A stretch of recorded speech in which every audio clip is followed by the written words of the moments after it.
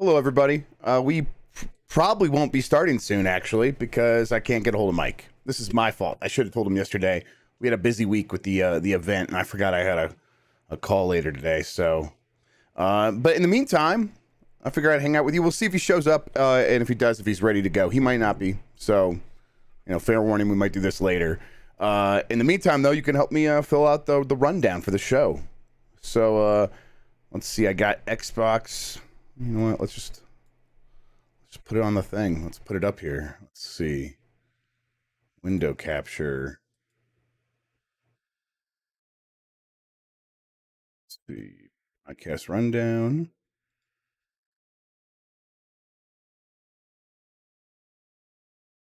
So I'm going through what Knuble has put here in the Discord. So if you're in the Discord, you can see it all there.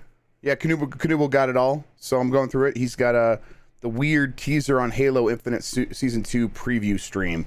What's weird about it? We were doing our event all week, so I've been pretty busy. Oh yeah, don't worry about that. Mike always edits it to say something funny. Yes, Yuji Naka was framed. Yeah, kiddo. Okay, I'll be up there to give you one in a second. Hang on.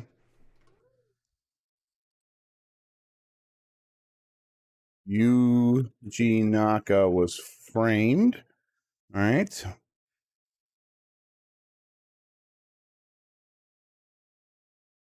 Was that Super Nintendo? What region was that in? Was that Japan?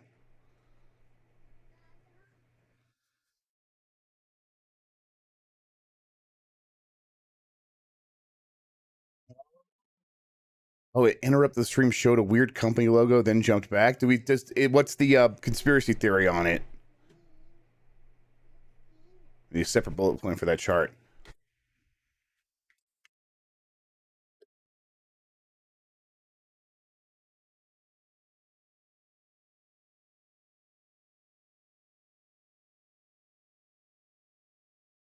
PS Plus conversion chart.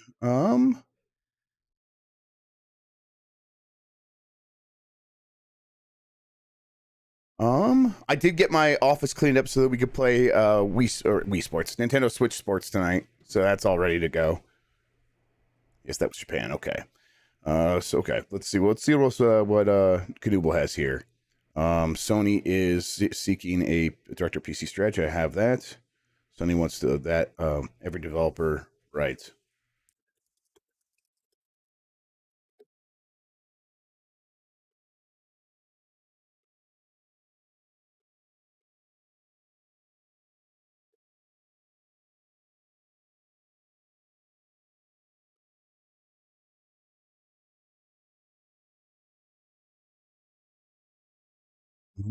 And then yes, Nintendo. Not much Nintendo news this week. I feel like they did something. Yeah.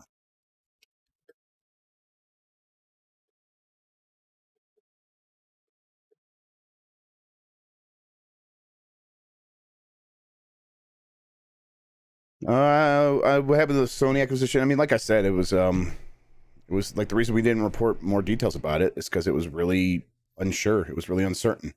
It could have just been them, having conversations that were never going to go anywhere. I have no idea. They could still happen, but it was not something I was holding my breath for. It was just something that I was hearing, like a couple other people were hearing. Oh yeah, Mario movie. The Mario movie was delayed.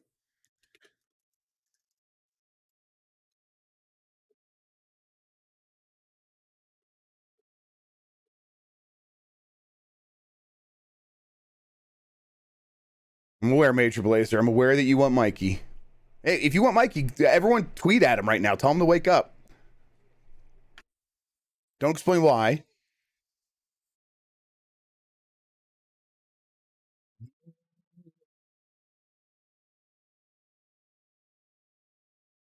National Labor Relations Board has approved union election for QA employees. Raven.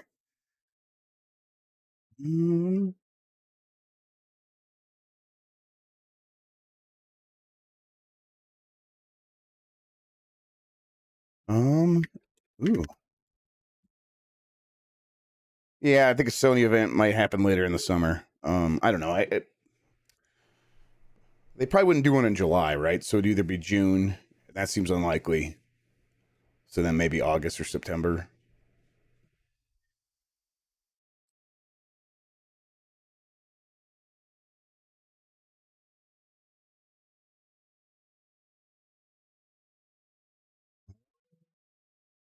Talked about the MPD on Nintendogs.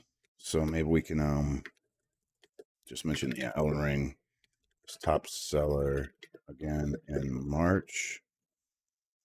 Xbox new US hardware record for a March month. I had 433 consoles, more than that. Yeah, more than that. If everyone's just tuning in, I have to do this show early today, but I haven't been able to get a hold of Mike to tell him that, and I forgot to tell him yesterday. So we're just filling out the stuff while we wait to see if we can get a hold of him and actually do this early. And if not, we might have to do it later than normal. So bear with me. But thank you for tuning in. I appreciate it. Let's see. Yeah, Twitch changes there.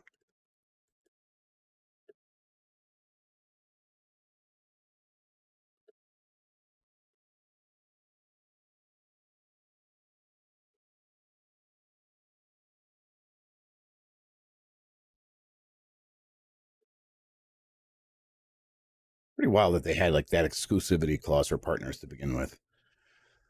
Kind of, they should just drop that and do nothing else. In the back of an Arby's dumpster. I forgot to check there.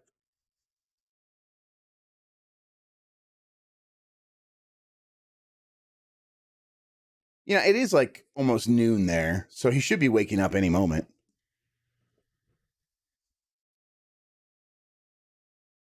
Yeah, I wish I knew. I wish I could sleep past 10:30. These kids, especially this 3-year-old's been keeping me up at like 6 a.m. every day for months now.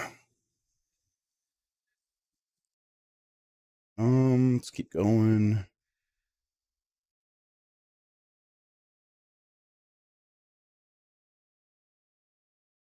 Yeah, why does Mikey hate us? I think he just hates himself and then he takes it out on the rest of us.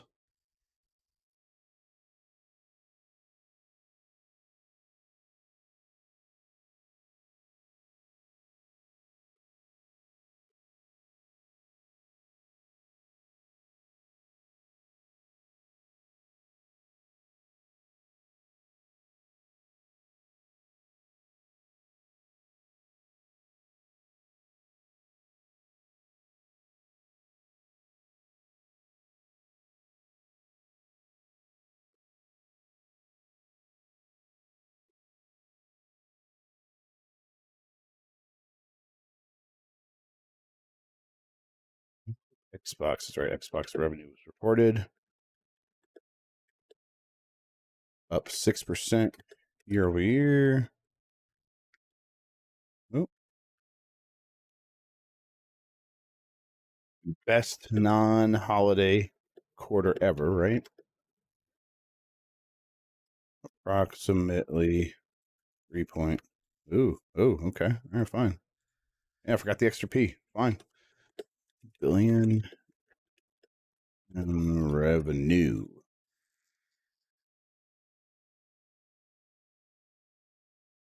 Xbox gaining market share. Don't worry, we will put that in context. If you are upset that anyone would say those words when PlayStation clearly just is out of stock. Yeah, we will talk about that. Devil May Cry 5 has 5 million copies sold. I don't know if I just want to talk about that. It's pretty good. Valheim sold 10 million. Tales of Rise sold 2 million. Yu-Gi-Oh! Master Duel reaches 30 million downloads. That's pretty good. Stanley Parable Deluxe sold more than 100,000 on Steam in 24 hours. Release dates. That's right. Diablo. More. Ooh, Diablog. Is there a Diablo fan blog out there called Diablog? Probably.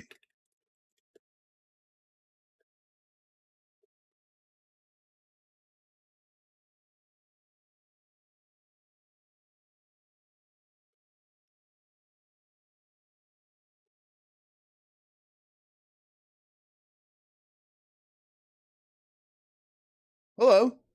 Who's it? Hi. You okay? Yeah, I forgot to tell you I kind of need to do the podcast early, but it's my fault, so it's no big deal if you're not ready. Are you? Do you think you? We're live, by the way. They can't. I don't know if they can hear you, but Figured that. Give me can you give me 5 minutes to take Penny out and stuff, and then I can get on. Absolutely, All I right. can. Thank you. All right, entertain them until then. All right, sounds good. Right. Well, yeah. All right, so we got Mikey. Everybody, we're gonna do a podcast. Woo! USA, USA. I have a few more things I'm gonna fill out in this thing, and then we'll take a look and see where we're at with everything. That's a sleepy Mikey voice. Yep. I did not recognize him. I was like, huh. Canada. Sony's preservation team. Yes, thank you. Yay.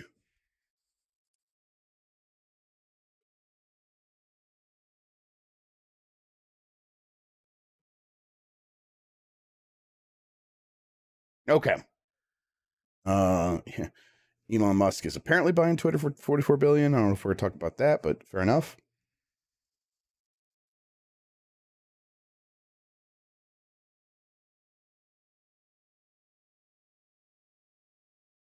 Yeah, let me finish getting this set up, and then I'll come over. I'll get you your lunch, and then we'll be good.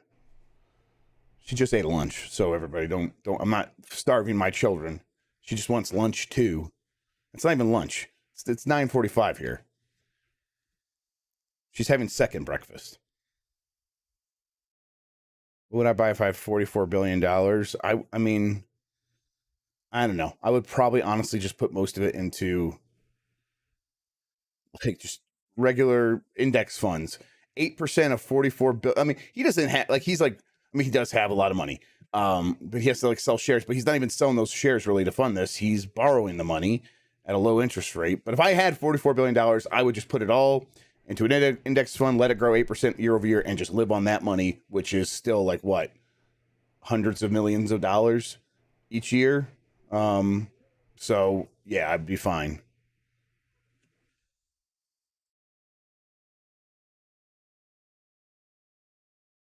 Put it all on black, baby. I wonder what would like a bank or like a casino would have to stop you, right? Because they're like, we can't obviously can't cover this.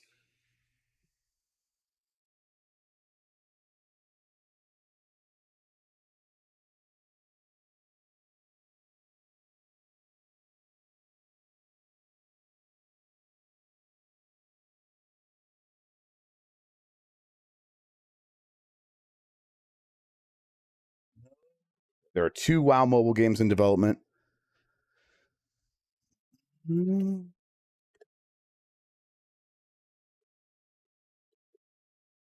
gonna rely on Mikey to know those.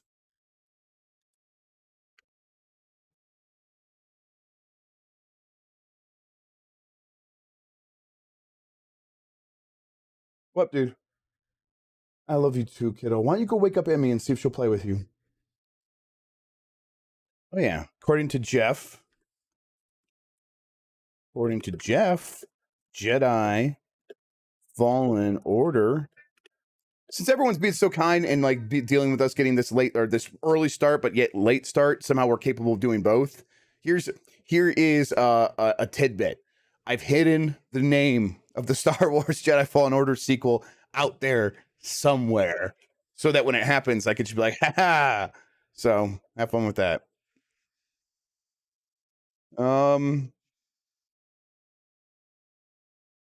Yes, I mean, he's putting on his face. Absolutely, is coming in 2023 to PC and new gen consoles only.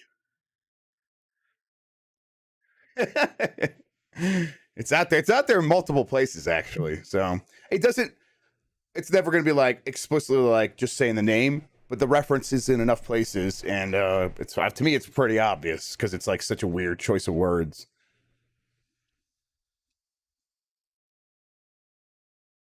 I mean, I guess you do have to scour for weeks because when is a celebrations later in the month, isn't it?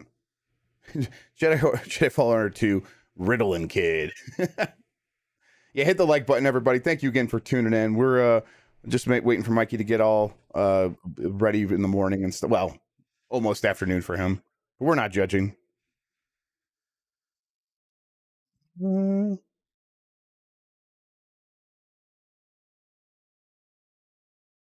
Yeah, we got Yuji Naka's Framed. The first WoW mobile game will be revealed on May 3rd.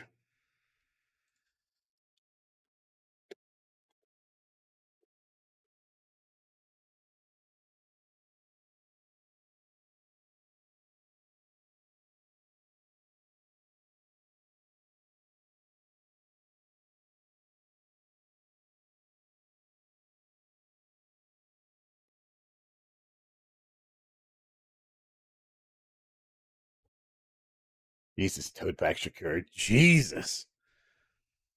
Oh yeah, we can talk. I can get Mike's opinion on that Disney Dreamlight Valley.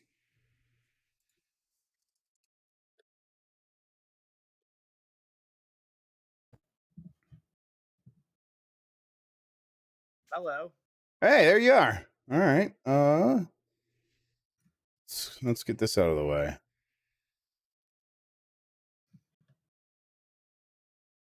Ah.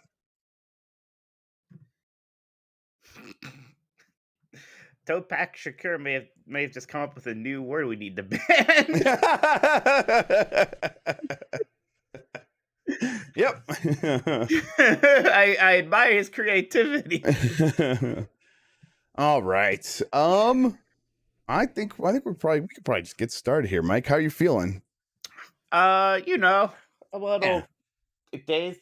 Of course, I was like, I had a little trouble falling asleep, and I was like, man, I worked late yesterday. I'll set my alarm for a little later tomorrow. I could sleep in. That's okay. Yeah, and I forgot to tell you, so it was my fault. It's okay. It was a busy week. It was a lot happened this week, so it was hard to keep track of everything. Yeah, we had the event. Okay. Have you been just online talking with them since 11:30? Yes. Since 11:30. I've been just hanging out. They've been helping me with the rundown. Everyone's been very kind, showing up, tuning in. We got more people following in all the time. All right, everybody, hit that thumbs up button right now. Hit the thumbs up. Let's get over 100 before we start, so people keep tuning in. Okay, I'm going to check the audio. Decides early. Looking good. I need to open I have Stream Elements open. I need to open the rundown.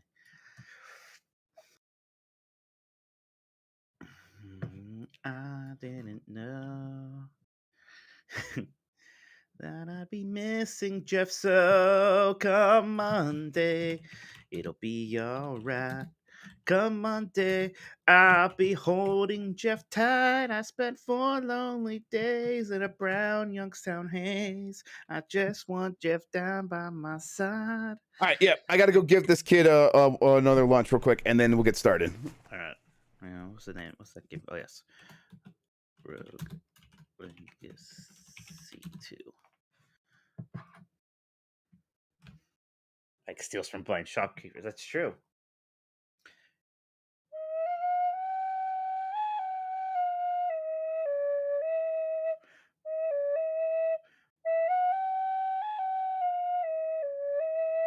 Have you ever been kissed by a rose on the grave? Whatever that means. You're not late. This is still pre-show in it. Yeah, I heard that the Grim Grimoire remake is coming to Switch, so that's interesting. Although, that's probably the one I'm least interested in. That's like their first one, right? I know, Odin Sphere came out practically the same time. And Penny Whistle album. I have to learn more than 3 songs first.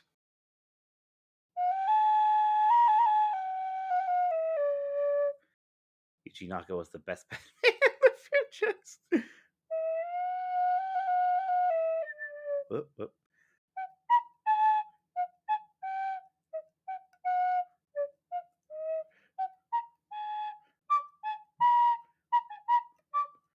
And it gets harder there. What's that?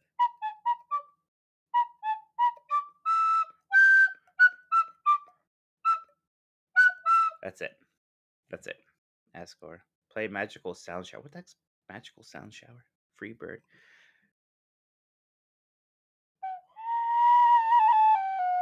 I'm going to have to actually learn Freebird someday to really blow your minds. Next Monkey Island stream? I don't know.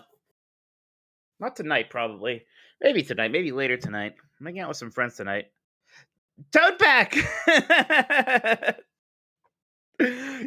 Wow, that you started that? You did start that. Oh my gosh. Battle theme. That would be. I mean, I'm sure I could. I can do terrorist theme. I have to get the tabs for it. I wonder if I could do like the famous bass line. Yeah, there it is.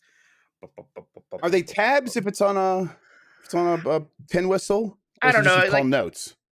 I mean, you know, when you look at the thing, which just literally like shows you like a picture of what buttons right, are what. I call that tabs. That's probably right. Probably right. I don't know. All right. I think that's right. Yeah, that seems right.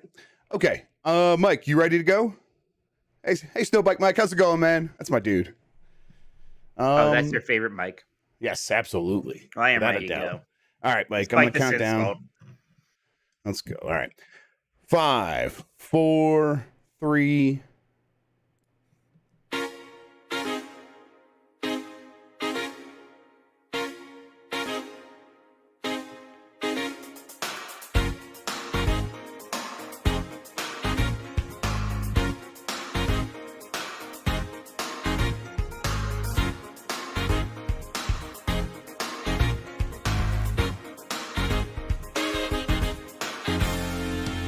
It's the internet. You're busy. Let's do this. Welcome to the GamesBeat Decides podcast. This is the podcast where we decide everything happening in the world of games so you never have to think for yourself. I'm your host, Jeff Grubb. With me is Mike Minotti. In today's episode, we have news, we have games. You can still buy t-shirts underneath this video. You can join the YouTube channel, all that stuff. We'll get to all that stuff in a second. But I don't know. Mike, it's a bit early. How you doing? I'm okay. I got enough sleep. I was just a little shocked to wake up, and everyone was like, "Whoa, Mike, where are you?" You're like, "Well, you do the podcast early today." I was like, "Oh no." Yeah, I remembered this morning. I'm like, "Oh no, I didn't tell Mike." I'm like, "We probably won't be able to pull this off, but I'm just gonna try." You know, it's 11:30 his time. He'll probably be up in time. Right, exactly. But then I started the show and just said, hey, if he doesn't show up, we'll just do it later, everybody, no big deal. But when I started putting the rundown together with everybody, everyone chats like, we're gonna tweet him. We're just gonna tweet him. I'm like, yeah, tweet him and just see if he wakes up. If you really need to get me up, you should just call me, because then I'm like, whoa, that's weird. What's going on here? Yes, fair enough. That's very true. I want to thank everybody for joining us. You get more from Mike and me at GamesBeat.com. If you want to ask a question, you can always do so by sitting in a super chat on YouTube Live. We'll get to those all before the end of the show. But you can communicate with us for free by emailing us at gamespluspodcast@venturebeat.com. Thank you to Carlos Aina, who's Insane in the Rain Music on YouTube, for the use of our theme song. We are on Spotify, Google Podcasts, Apple Podcasts, wherever pods are caught. Give us a good rating wherever you are listening. And if you do listen on YouTube, hit that thumbs up button. It really helps people find the show. You could join the Discord. The link is in the description. It's discord.gg/gamemess or gamemess.net. Really? That works? Yeah, that works now. It should work. Try it. I don't know. Try it. See, I just I got it for us. Thank you to our mods, and you could support the show by supporting us at patreon.com/gamemess, or wow, look at that. Join the channel on YouTube. Yeah, Mike, if you want an email, a Game Mess email as well, I guess I could do that. It costs me money, but I'll do it. I like that the background image for this site is me with my giant tin whistle on that log at Christmas time. So that's yes, I don't think we'll ever change that. And then, of course, if you join any of those, like if you join the Patreon, if you join the YouTube channel, if you follow, you subscribe on Twitch or whatever, that gets you into the secret channels inside the Discord, podcast producers, stuff like that. You can come hang out with us there. Okay. Yeah, Mike, I got a bunch of news. We just want to hop right in? Let's do it. All right. So I have the Xbox and Bethesda Showcase set for June 12th at 10 a.m. Pacific time. They're going to keep doing an E3 show. Are you excited? Yeah. I'm pretty excited. Mostly I just want to see Starfield, and I imagine that's a lot of the stuff here. I guess there's so many games that they announced last year that we haven't got any updates on since last year. I guess if I had a worry, it's that there's not room for announcing anything new here. Is that an unfounded worry? I think it's a possibility that they might have not as much new stuff, but I think overall they know what they need to bring to keep E3 sort of at a hype level. They haven't done a lot of other events. since last E3. So my guess here would be they will be able to show us a lot of stuff that we knew about, and we'll get a good first look at many of those things. But then they probably will have a few surprises, and maybe they'll bring those surprises from places we're not expecting, like third parties and stuff like that, and maybe from smaller projects from their studios and stuff. We know that they have Josh Sawyer like working on something, and stuff like that. So maybe it's time we get our eyes on things like that. But sure, and there's like those rumored like In Exile, yes, Fallout remakes and stuff like exactly. that. And those kinds of things that would be exciting, especially if they are surrounded by giant games that we've been waiting for a long time, like news on Avowed or Perfect Dark and stuff like that. So, and then if Starfield steals the show, they get a lot of leeway with that if Starfield looks as good as everyone wants it to. So yes. I'm not too surprised that they're kind of keeping this together, where it's Xbox and Bethesda. Bethesda doesn't want to run its own show if it doesn't have to. Like, it's a lot of pressure to do that. So this makes a lot of sense. I think this is going to be the way it is going forward. Once they get Activision, it'll kind of be a similar thing. It'll be the Xbox plus Bethesda plus Activision Blizzard showcase at E3. It'll be a pretty long show. Yes, yeah. I think they'll probably at that point they probably will break out some stuff and just keep BlizzCon, right? I mean, I know they have QuakeCon right now too, but they'll probably keep BlizzCon. Yeah, I imagine maybe games. You'll get some Activision Blizzard stuff at E3, but you'll still have BlizzCon for at least for the Blizzard side, a lot of the bigger stuff there. So yeah, E3 is gonna happen in some way, even though E3 is not happening in any way because it's dead. But this is basically just this company saying we were going to do this anyhow, so we are going to do it in that exact same time frame. For the at-home show, these big showcases like this was basically E3 anyway. So yes, the difference exactly. As for any other company doing anything, it still seems pretty barren out there. I think there's a strong chance that a lot of other big publishers will just look to other showcases, Jeff Keighley or these Xbox, the Xbox showcase, and just say, hey, can we put our game in there? Or they'll find like other little nooks and crannies to stuff these games in, like with Jedi Fallen Order 2, they're going to put that in Star Wars Celebration. Yeah, I mean, I still expect Nintendo to do something. Sony, maybe not. Like, they'll do something before the end of the year, but maybe not like right at that E3 time because they haven't been a part of it anyways, right? That's right. Yeah, they've been. Yeah, it's kind of been a similar situation for them for a while now. So yeah. But it's starting to come together. Reasons to get excited. By then, Mike, I will be in Ohio, and so maybe we can do something where we get together and watch. Oh wow, stuff. that's right. So, yeah. That's a possibility. Fun stuff. We can get on a couch. Yeah, it looked like it would be a fun time. Maybe hold hands. Yeah, of course. I mean, we don't need to have the cameras on for that. We could just do that. All right, moving on with the news. Yuji Naka was framed, Mike. Wow, we were all wrong about it. So this was a tweet thread from Yuji Naka where it's like apparently they've moved past some stage of the legal process where he feels like he could talk about this now. And he's like, I wanted the fans to know that I was fired off this project 6 months before it was released, and I knew it wasn't ready, and Square Enix released it. Now, I'm not of the opinion that this completely absolves Yuji Naka, but I do like the meme of Yuji Naka was framed.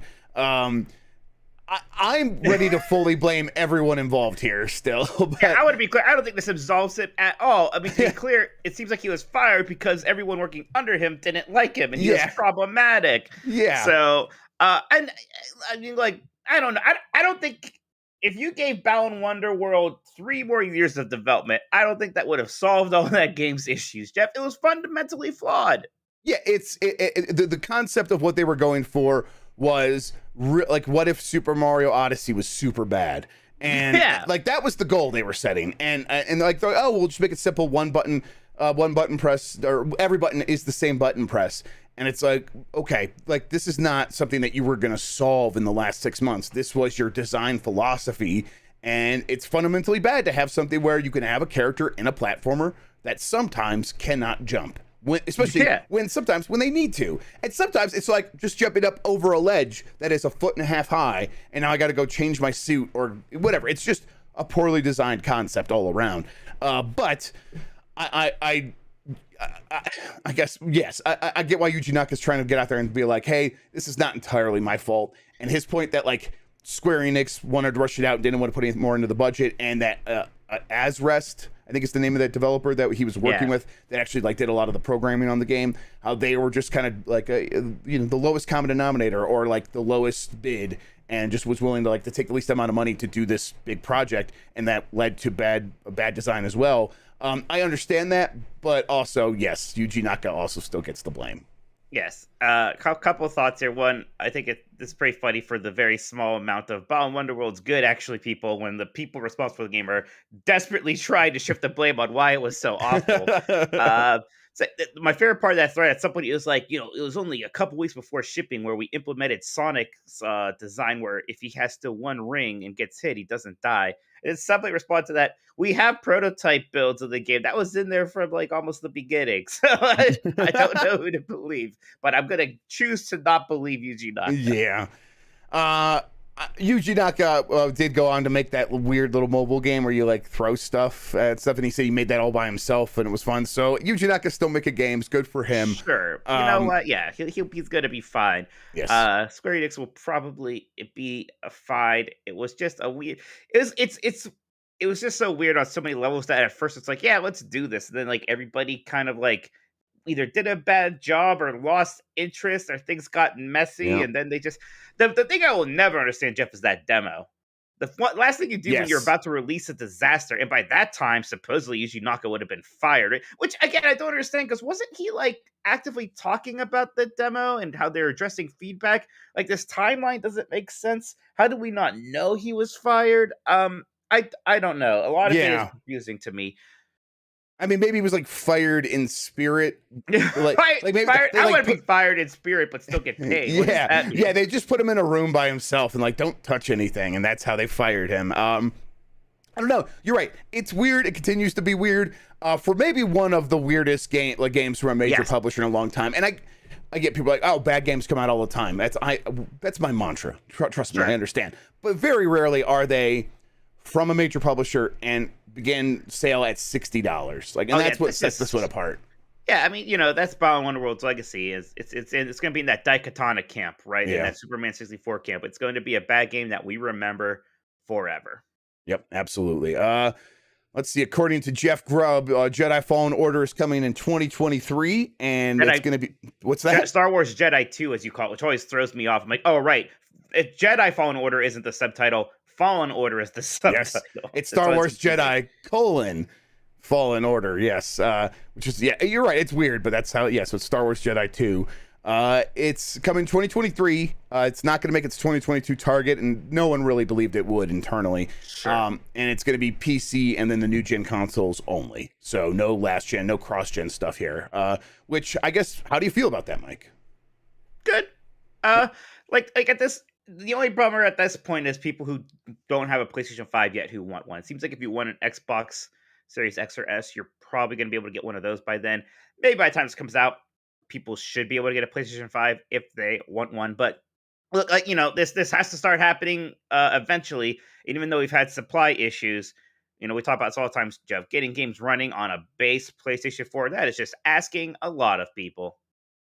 Yes, it's at a point now where like this game came out sort of late in the last gen, and if you were trying to build on it, you would want to do more. And yeah, it's this game, if it does come out, or it is coming out next gen only or new gen only, it's gonna sell really well regardless, and it'll be the kind of game, because we saw the last game had a tail. This game will have a tail. They will kind of build this in. That's probably one of the reasons why they're happy to delay it till 2023. Get over this initial hump of supply issues. They've already seen that with the Xbox, it's beginning to get over those issues. PlayStation 5 is probably next in line to begin putting more stuff in the supply chain. You would hope, if we live in a sane world, you would hope that's what's going to happen next.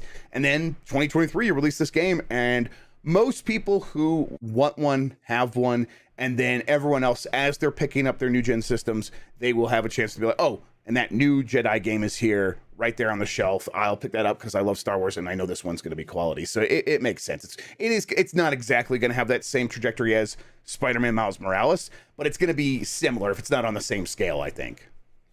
Yes. What is EA's like big holiday game then? Is this like really messing up their schedule here? Are they like all Madden this year because they don't have a Battlefield? That's for sure. Right. Skate's not coming out anytime soon, as we saw by that early footage, that pre-alpha footage, and that's real pre-alpha footage. So it's not coming out anytime soon. Mike, I don't know. I don't know what else EA would have this year. They have their sports games coming out, like, they usually start rolling out late summer, early fall. But then beyond that, Madden kind of your is there just Dead Spaces this year? I forget what's up with that. Dead Space was going to try to come out in October of this year. That also got pushed to next year. Mike, you know what? This is something I have heard. You know what's probably going to happen is the people who play FIFA get ready for a lot of new monetization schemes to show up in that game. Is when stuff like this happens at EA, their new product is, here's a new way for people to spend money on FIFA Ultimate Team. That's legit what's going to happen this fall. Where the real money from the movie is made. FIFA the flamethrower. merchandising. Ah, shit. Spaceballs is good. And it's better than Men in Tights, Jeff. Okay, I just have a soft spot for Men in Tights because it was it was one that came out when we were kids. I understand. Right, exactly. And it was on HBO all the time when I was a kid, so it's just constantly in front of me. To be fair, it's been a long time since I've seen Men in Tights, actually, so who knows? Oh yeah, I guess Need for Speed. Is Need for Speed coming? Did I say Need for Speed was coming this year? Yes, I think it is coming. That's the game. That's what it is. Need for Speed. Well, thank you, chat. The last Need for Speed was sort of this not a big deal. Maybe this year they'll make a bigger deal. This one is Criterion, right? It's it's going back to Criterion, and you kind of hope yes, it could be the big deal again. But there we go. I knew there was something. Yes, me too. And I just a stupid brain. I think I'm the one who reported it was coming this year. Oh, Jeff, November. A lot of things go on. It's crazy. Okay, let's keep moving. A couple things happening in the Sony world. They've rolled out VRR, variable refresh rate, which is basically like G-Sync or FreeSync on your PC monitor. Most TVs have support for this now. Xbox had it since launch. Sony from launch has said we are going to have it. Well, it's here. It launched. They also updated 15 games to support it. So if you have one of these newfangled TVs, you should be able to turn this on and get advantage of it in all those games. And if you're wondering what VRR is, when a game doesn't run at a tight 60 or 30 frames per second, it's variable. It goes up and down. Sometimes the TV continues to refresh at a consistent rate, and that creates mismatches between the image and the thing, and that can make either look jittery or can create frame tearing. And what syncing that with this VRR, what it does is it makes that image look much cleaner, much crisper. And when a game isn't running at a strict 60 frames per second, it still feels pretty smooth, and a lot of the problems people have with a low frame rate go away with VRR. So it's a good technology, and now people on PS5 will be able to take advantage of it. The expectation here is that most games going forward are also going to take advantage of VRR, so that'll be a good option to have. Also, Sony started its preservation team, so they've hired a few people and put them in charge of preserving old games. And what does that mean exactly? We don't fully know. They haven't fully explained to help us understand what's happening here. But my guess would be this is part of, okay, going forward, every new game we make, let's make sure that everything is preserved as best as it possibly can. But then, in between those, maybe go back and try to rescue games that we didn't do a great job of preserving in the first place. And maybe this leads to them putting more effort into a PlayStation 3 emulator. I mean, I have heard that they are working on that, but who knows if that actually manifests into anything real. But with stuff like this, maybe there's a greater chance that happens. Yeah, all these companies at certain points like these, like your Disney's or whatever, they have to start opening departments that are just about preserving older products, preserving history and stuff like that. So yeah, this is something that needs to happen. Maybe should have happened earlier, but I'm glad it's happening. Real quick, Radu Pericol Taganas in chat says that Sony's VRR is only supported with HDMI 2.1, which is the very new protocol that is only on the very newest TVs. Whereas stuff like Xbox and stuff that you might get on from a computer's GPU would work with HDMI 2.0 and stuff like that, which is much, much more common. But if you just bought a new TV to go with your new console, chances are you do have HDMI 2.1 and you're probably fine. And also, if you're playing on an old TV and you're happy and you're you're getting FOMO from this, don't worry about it. Your old TV's fine. If you're happy with what you're playing on, just continue playing on that. Sony also is hiring a director of PC strategy. Mike, do you take this as an indication that I think a lot of people are taking this to mean that there's the timeline between games launching on PS5 and coming to PC is going to shrink? And I think that's probably fair. What do you think? Yeah, I imagine so. I mean, it's just them committing to that strategy some more, right? Yes, I think so. It's like, I mean, obviously, there's a lot of money to be made on by releasing those games on PC. They've seen that repeatedly, and when other companies do this, they almost never see like, oh, our console audience is all going to PC. So it almost seems like it's just an additive thing for them, and wouldn't take away from PlayStation's growth in any meaningful way. But at the same time, I wouldn't expect God of War 2. God of War Ragnarok to hit PC within like the first year of coming to PlayStation 5, right? So yeah. Yeah. Okay, and then Sony wants every developer that makes premium price games, which is like, they said like over $34 wholesale, which is probably somewhere around like $50 to $60 at retail, to have a 2-hour built-in trial. And this story was confusing me. I wasn't sure if they were talking to their own first-party developers, but it seems like they want this to apply to third-party developers, but they haven't communicated that to third-party yet. Either way, the idea here is that Sony wants every game to have a 2-hour trial as part of its PlayStation Plus premium tier, where it's going to do game trials. I don't know. To me, the first party makes sense. Do you think third party would comply with this? I mean, I guess they would maybe if they were forced to, because they want to play nice with Sony. It doesn't seem like any of them would be very happy about that, right, Jeff? Right, and I think that it's because not every game's going to be made to work very well with a 2-hour trial. A lot of stuff's gonna be like, we expect people to come in and have like the first 5 hours, like their first session's gonna be this lengthy thing, or they're only gonna be playing for 30 minutes, or whatever. We haven't built it around this, but I guess this wouldn't necessarily add extra work, because the word was that Sony would do the work to add this trial to the games.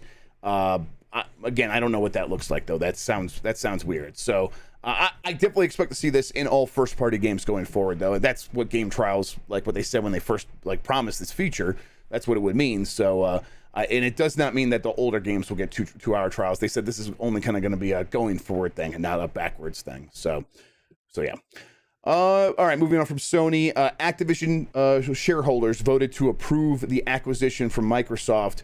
This is mostly a formality, but 98% of shareholders approved it. So they invested in Activision to make money. If this goes through, they will make a lot of money. There will still be scrutiny from the government, though. FTC is still looking into this, but we haven't heard much on that front. And this is the process moving forward. So they expect this deal to be done by June of next year. Kind of seems like we're slowly moving towards that goal.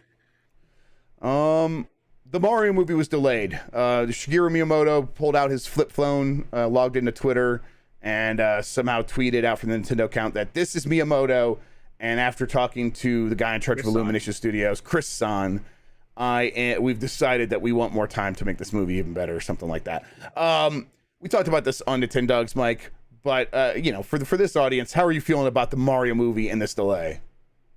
I don't know. It's the delay could be because of a million things. Somebody in our chat, when we talked about this on Nintendogs, said it's probably just because that DreamWorks moved up or had to move the Puss in Boots movie, right? And I'm like, that probably actually makes sense. So who knows? I do wonder, how much did Shigeru Miyamoto really get to make this decision for Universal?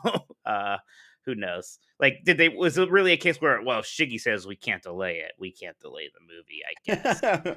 I mean, I wouldn't be surprised. I mean, they brought on the Chris Milani guy, or whatever his name is, from Illumination onto their board. It seems like they have a pretty close relationship. They did. And I bet they want to keep Miyamoto happy because he's like stewarding this for Nintendo. But I think it's more to do with they probably began doing test screenings and they only went so well, or they thought they could be better. So maybe. Yeah. I wonder what it is. I wonder that could be interesting, because it could be, is the movie like just not working? Is it not funny enough? Or is the movie like really messing with people's expectations of what a Mario movie should be in a negative way, right?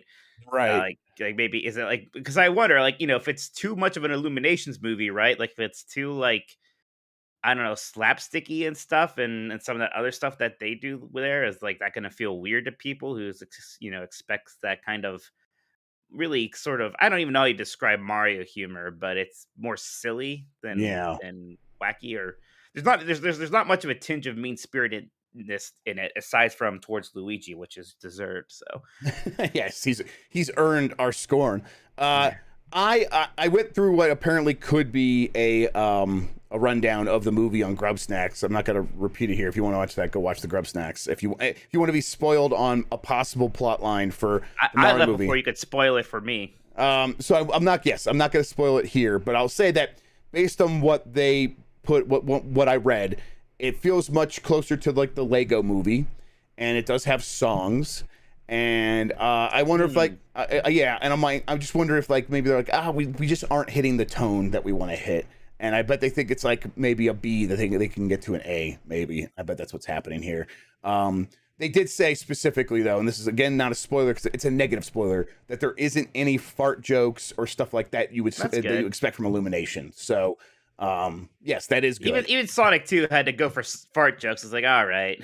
Yes, and like I bet Miyamoto was just like, I don't know what farting is. This is Miyamoto, and I've never farted. This is Miyamoto. I've never farted, and that's a sin. Yeah, it's a sin. Hey, I'm sure we'll hear more about this movie soon. I was really looking forward to seeing a trailer. That's probably a ways off now. Not happening now. The National Labor Relations Board has approved a union election for QA employees at Raven Software. So the National Labor Relations Board's been very busy with a lot of stuff happening in gaming, but they've approved this. So Raven QA employees will be able to make that election here pretty soon. So far, most of these elections have gone in favor of unionization.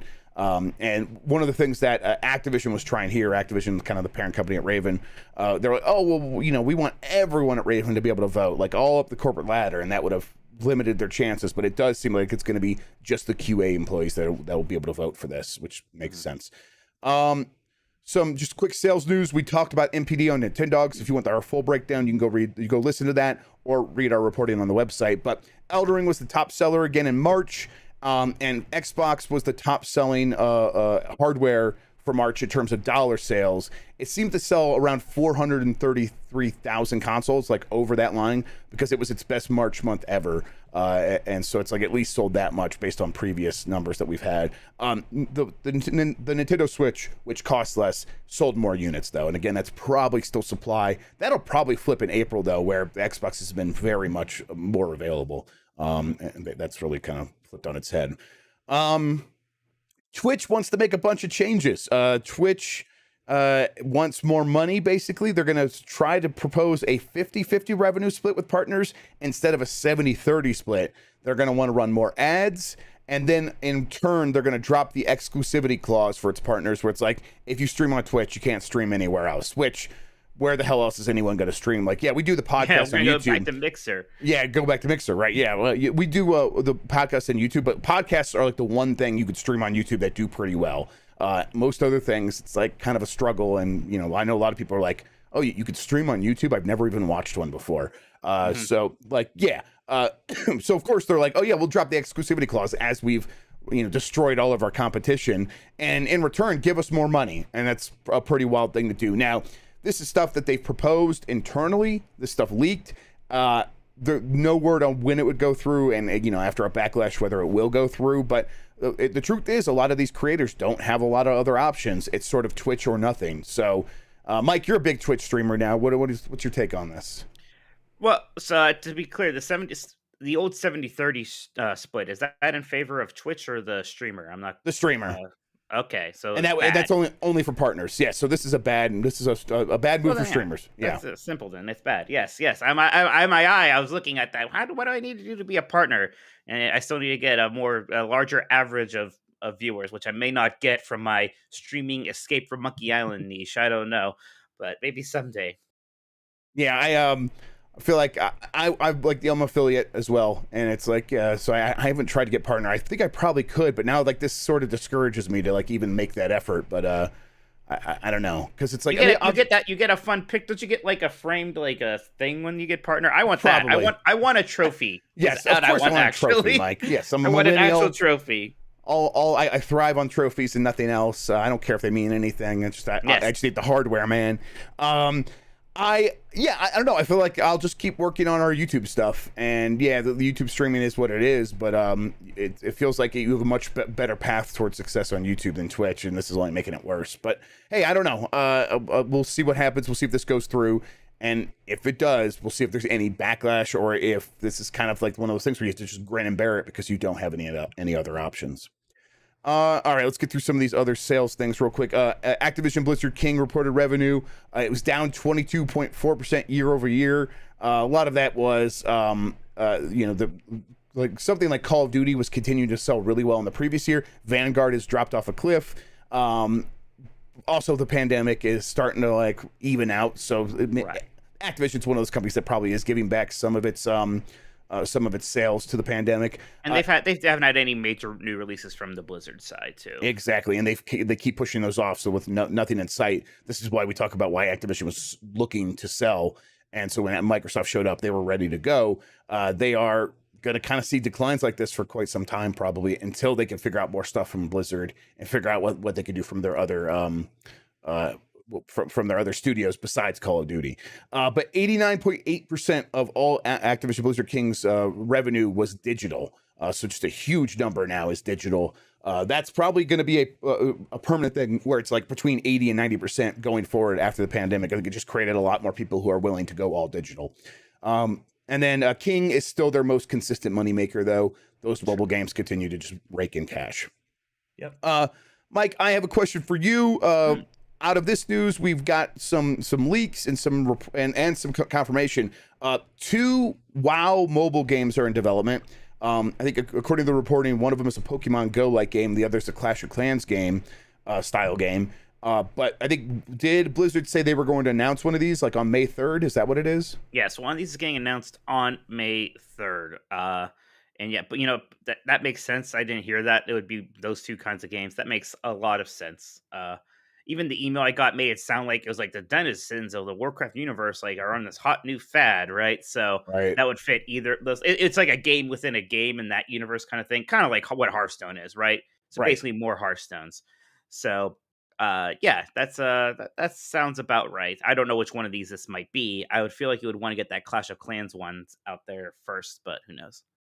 Yeah. Yes, right. Because like the Pokemon Go style one, you got to like make sure you get it right because those can come and go really fast. I think the Clash of Clans style game is very easy to make that work with WoW, minions and characters and stuff. And then Diablo Immortal, the other Blizzard mobile game, is no longer just a mobile game. It's coming to PC on June 2nd. What was the reasoning they gave for this, Mike? Well, they didn't give a reasoning, but it's pretty obvious. Like back when they announced Diablo Immortal, and it was before they announced Diablo 4, everyone was upset that it was going to be a mobile game. And a lot of people are like, well, can't you just also bring it to PC? I mean, why not? And they said no, and that was where you got the infamous, don't you have phones quote, right? Mm-hmm. And stuff like that. And, maybe, I guess, even starting from that reaction and so on, they just thought about it's like, actually, why don't we just release this on PC? I mean, why not? And so now it is going to come to PC, and maybe that's why this has kind of been taking a little bit longer than we all thought it would in order to have, full cross progression and cross play. So, sounds like a good thing. Why not? Yeah, I think one of the things I heard in Radu Paragoltiganis chat says that the reasoning was you're going to emulate it on PC anyhow, so fuck it. Sure. We'll just do a native port, and that makes a lot of sense. Yes, absolutely does. Somebody else was also saying in chat too. Jez was saying that the Pokemon Go like Diablo game may have already been canceled. So who knows if we'll ever see that one? Yeah, fair enough. All right, and then Xbox sales. Xbox revenue was up 6% year over year. It was its best non-holiday quarter ever for the Xbox division. It's approximately $3.74 billion in revenue, and Xbox is gaining market share. All that almost comes down to they were able to get a lot more Xboxes into the supply chain, and that people were buying a lot more games, and it kind of just one hand, leading to the other. Okay, the rumor is that Xbox, because it's been able to get so many more Xboxes out there, is that it's getting very close. Like the Xbox Series X and S is getting very close to catching up to the PS5 in terms of raw, just all out sales this generation so far. Do you think that kind of momentum matters in the long run, Mike, or is this just going to be a temporary thing that like once PS5 supply can meet demand, it just slingshots back ahead? It's hard to say because PlayStation has such better momentum in other territories, right? Right. I just don't know. I just don't know enough about some of those other areas, especially like South America or in places like that. And I know in Europe, PlayStation does better, right? And Japan. So I'm just not sure, Jeff. There's a lot of variables there. My guess is that PlayStation 5 will eventually catch up. Right. Yes. And then kind of. I mean, I think these gains for Xbox are permanent in some ways. Sure. Where it's like it's clearly going to be this is going to be the best selling Xbox, but It's probably by yeah. far. In some ways, like how many games do they want? Because their big like excuse for these big mergers is like, well, we're not even first place anyways. Right. Right. Yeah, and it's like, but even if like their consoles do like outsell PlayStation in the long run, which just seems impossible, like to me Yes. personally. But even if it does, like I think they're like, or you look at Tencent, that still makes more money than us. But you're right. Right now, they're happy to have that for legal reasons. Yeah, where is Xbox Killer when you need him? He's probably not on a study hall period at high school yet or whatever, middle school. Yeah, middle school. Let's see. His daddy probably just took away the credit card. From Uncharted Legacy of Thieves collection that is coming. I didn't put the date here, but they gave a date for. I think it's coming in June, right? Let me switch over here. I didn't even remember they made a date. Yeah, because they confirmed. They released this on PS5 a few months back, and they always said it was coming to PC, and now it's officially coming to PC. I think in June, right? I'm trying to find it, but I'm not going to be able to see it because it's hidden behind you on Discord, so I'm not going to look it up. And then finally, Disney Dreamlight Valley got confirmed. I talked about this on Grubb Snacks. It is sort of their life sim game, starring it has a bunch of Disney characters that you can interact with. It's one game that I always heard the gameplay loops sounded like Stardew Valley because there's like farming and all this other stuff and relationships. Also, the name has Valley in it, so. And the name has Valley in it, but it also seems like it has a lot of Sims and a lot of Animal Crossing in it. Right. Mike, you're the Disney boy. Tell me about this game. What are you excited? Yeah, I mean, this looks like a natural extension of the Disney Magical Worlds game or whatever that were on like the 3DS and the one got ported to Switch not so long ago. In fact, I wonder if it's even that same team. Who knows? But yeah, this looks fun. There's a lot of Disney characters in here, which is neat. It seems like there's even maybe some more obscure ones, and I like obscure references, so that'll be fun. Yeah, let's see what this is like. Maybe this will be a big hit. It's free to play. But there's like you could like buy like a premium pack version of the game, and that version I think is going to be in Game Pass early. So if you want to play it early, I guess the early way to do that is through Game Pass. But yeah, it's a free to play game, so it's going to be built around monetization, and that's not too surprising because it's from Gameloft, which is a mobile game developer, so they're bringing that stuff to it. But yeah, I don't know. As long as there's not NFTs, I'll probably give it a try. There won't be NFTs. I don't think Disney's going to mess around with that. All right, Mike, that does it for the news, but we got a bunch of super chats in. Do you want to start going off on those? I do want to go off, Jeff. I like nothing more than going off. Yes, this is what I always say about you. Mm-hmm. Kyle Martin says, hello, gamers. Do you have any insights on the PlayStation Plus trials thing? Are they making devs do extra work to sell their highest sub-tier, or is it more seamless than that? The reporting wasn't super clear. Jeff, help us out here. Yeah, I mean, it seems like Sony said they would do the work themselves, and like they'll find a way to like turn on 2-hour trials in these games. My guess here is some developers will have a problem with this, but mostly they'll just be like, okay, yeah, go ahead and throw us into this top tier if this is going to keep us in good graces with you and all that stuff. So, but I don't think it'll add too much work to developers. At least hopefully it doesn't. If it does, then it is a problem for Sony. Do you think these trials are as big a selling point for PlayStation Plus as Sony thinks that they will be? I don't think so. I think it's like it is another bullet point. It is something they could point to. I think it's a pretty good idea, like in a vacuum. But it's going to be, most people are probably going to ignore it. Most people are probably not going to they're just going to keep looking for ways that they've always looked to make gaming purchasing decisions, which is talk to their friends, go online, watch Twitch, and watch YouTube videos and stuff like that. From Anthony OA says, give Mikey 5 minutes for hair and makeup. I didn't take Penny out. That's what gave me a little bit. Ariel Delgado says, do we riot if Gran Turismo 7 is nominated for Game of the Year, but no Forza? I mean, I think Gran Turismo 7 is actually a very good game. Hey, look, Forza's not even out yet. Yeah, well, were they talking about how Forza Horizon didn't get nominated last year? Oh, it's because of that. Yeah. Yeah, probably. That is true. But that was I mean, I know you got yelled at a little, but that was a timing thing more than anything. Yeah, timing thing probably hurt that more than anything else. Yes, I think so. So not a big deal there, but who knows? Maybe, and I don't know. Maybe the timing will hurt again here. Next one here is from Abe Froman3. Hey, Jeff and Mike, here is some Arby's money for you, gents. Thank you. That's always appreciated. Oh, that's a very generous super chat, actually. Thank you so much, man. I will get some today. Meals. Yep. Thanks for all you do. Jeff, another week, another request for some juicy Xbox leaks now that the showcase is announced. Good luck with the move. Are hobbits meeps? Well, that's a good question. I'll ask Addie. I bet they're going to be too human-like to be meeps. They'll be probably too human-like. I agree. And she's like... Did she say Mario's a meep once, though? No. I think she's like, that's Mario. Oh, that's right. She's like, that's obviously just Mario, you idiot. Yes, exactly. Yes, that is how she talks to me, exactly. She had a real existential thing about whether or not cats were meeps the other day. She was going back and forth. She's like, I don't want to break her. Yeah. I'm like, oh no, she's having an air. But do you have any Xbox leaks for him?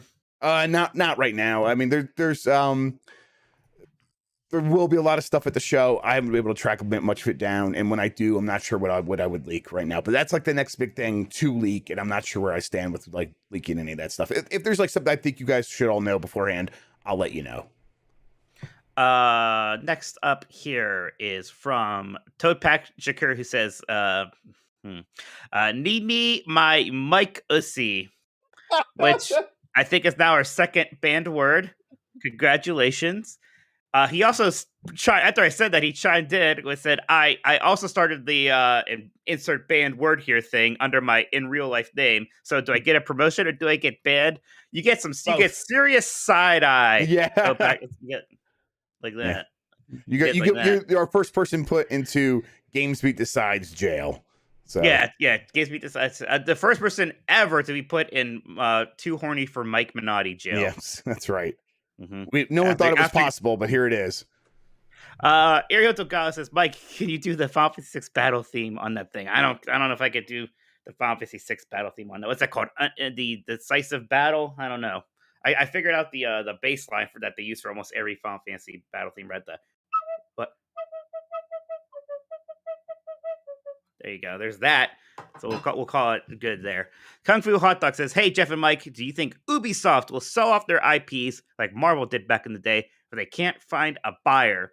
Be great to see Splinter Cell and Assassin's Creed made by other devs stay cool. Jeff, I think that's the last thing that they would do, because I think they don't want to disband all their studios and everything. Right. Those would be the last brands they would sell. Yeah. They have a lot of giant studios, a lot of giant buildings. I think they want to sell somebody who's just going to keep that all together, necessarily. No, I don't think they're not going to sell their franchises. Topak Shakur is back again. Let's see what he says this time. He says, all Jeff. Right. Oh, this is Jeff quoting Jeff here. Mikey, cuddle me under the Xbox Bethesda Activision Blizzard show banner with this emote. Jeff, is that what you actually want? Is that what you want from me? Deep in my heart, absolutely. Of course. Yes. J. Stud McLovin says, remember when Castlevania didn't fit the modern definition of a Metroidvania? Which still franchise would you love to see similarly reinvented this way? So is he talking like Castlevania pre Symphony of the Night? Yes. What still franchise would you like to Yoshi needs something big. That's the big one now. They fixed Kirby. They injected some new life into Kirby. They got something with Yoshi now. Yoshivania. Where no Metroid in it, but you do kill Dracula, and you press up and with tongue, and you do a different weapon instead. It's very cool. I mean, you joke, but a Metroidvania style Yoshi game would actually be kind of amazing. We got a Metroidvania style Kirby game already with Super Nintendo with the Great Cave Offensive and Kirby Superstar, and then more full blown with the Kirby and the Amazing Mirror for Game Boy Advance. Yeah, it's Game Boy Advance actually. So what the hell? Let's do it. Jeff, that is it for the super chats for now. If you guys want to send in more super chats, we will read them before we go off the air. Don't forget, you can also now you can join our YouTube channel. That's that button there next to subscribe, and that'll also get you access to all of our podcast fancy channels on Discord. But hi Tom Henderson, he's here. But hey, did you want to get into those community questions now, Jeff? Yeah, let's do it. Let's see. The podcast is getting earlier this week, at least. Okay, so we got this first one from Dan Park, Mark III. Drop kick or super kick? Mike, I'll let you have first crack at this. Super kick. I mean, I Shawn Michaels is probably my all-time favorite wrestler, and I am a big Young Bucks fan, so easy super kick. I like the super kick too. Yeah, I remember some people were getting really upset when all these people in the indies were using the super kick as like not a finishing move anymore. And I was like, I'll get over it. You'll be fine. That happens to every move, like the DDT and stuff. Yes, the DDT is always the go-to. Yeah. Because the DDT was, even pile drivers even, right? Like, if there's no sense or reason to it. Everyone's like, well, actually, if you got, driven onto your neck, that would probably end the match. Like, yes, you're right. But guess what? It's wrestling. Yeah, as long as the diamond cutter and the what is it called when what's his name does it? DDP, Diamond Dallas Page. Well, yeah, but who's the new guy that does it? The new guy. He's been doing it for 20 years. RKO. When the RKO. Oh, Randy Orton. Randy Orton. Yes. Randy Orton. He does a jumping cutter. Yes, exactly right. Yes. As long as those stay finishing moves, I'm fine. Once they become common, I'll start whining too. Delta Prime 84. Hey, Beef and Cheddar Boys. Sony seems to have gone rather quiet on the PC ports front. Do you have any idea what's going on over there? They're just working on them. It took them a while to get this Uncharted one out. Once that's out, they'll do more. Yeah, it seems like that did take a bit there. Maybe we'll hear some more about some of the God of Wars. And is the first God of War in PC yet? I can't remember.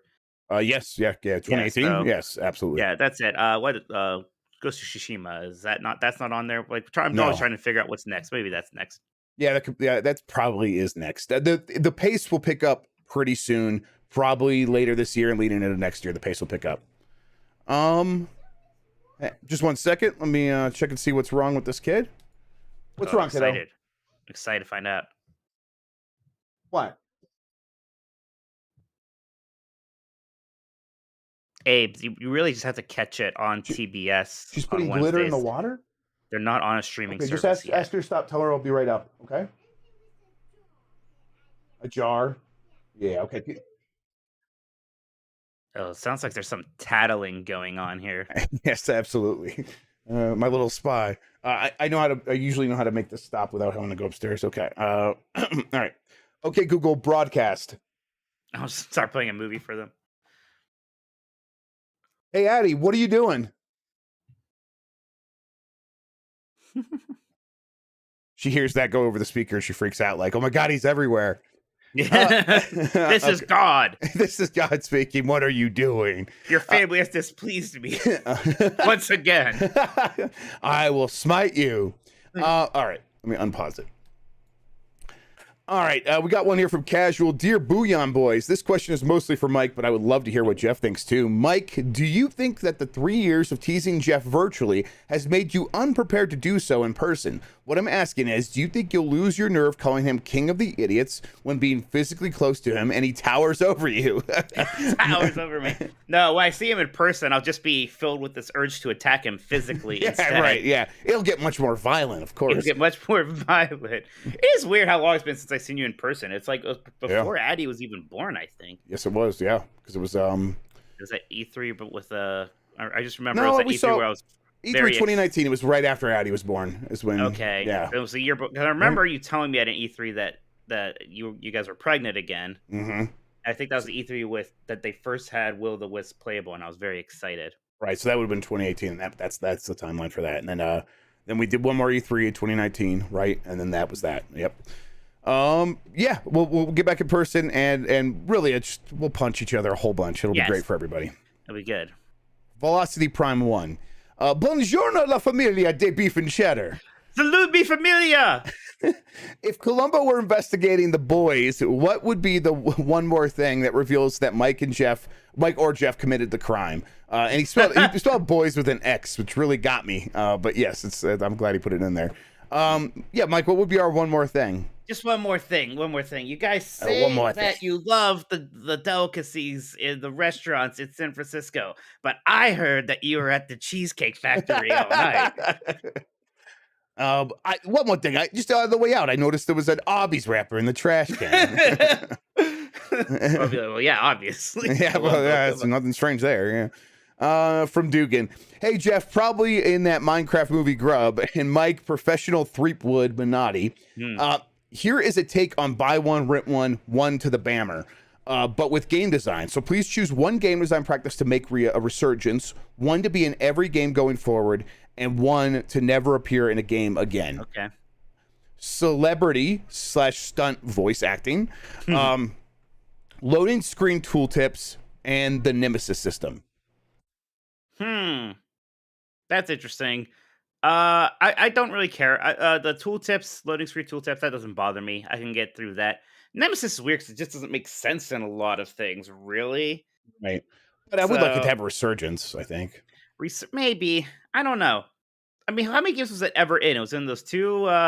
That's pretty much it. I mean, they patented it, so it's kind of a sticking point a little bit. Right. I feel like, yeah. So there's that, and then the celebrity voice I think is pretty obnoxious.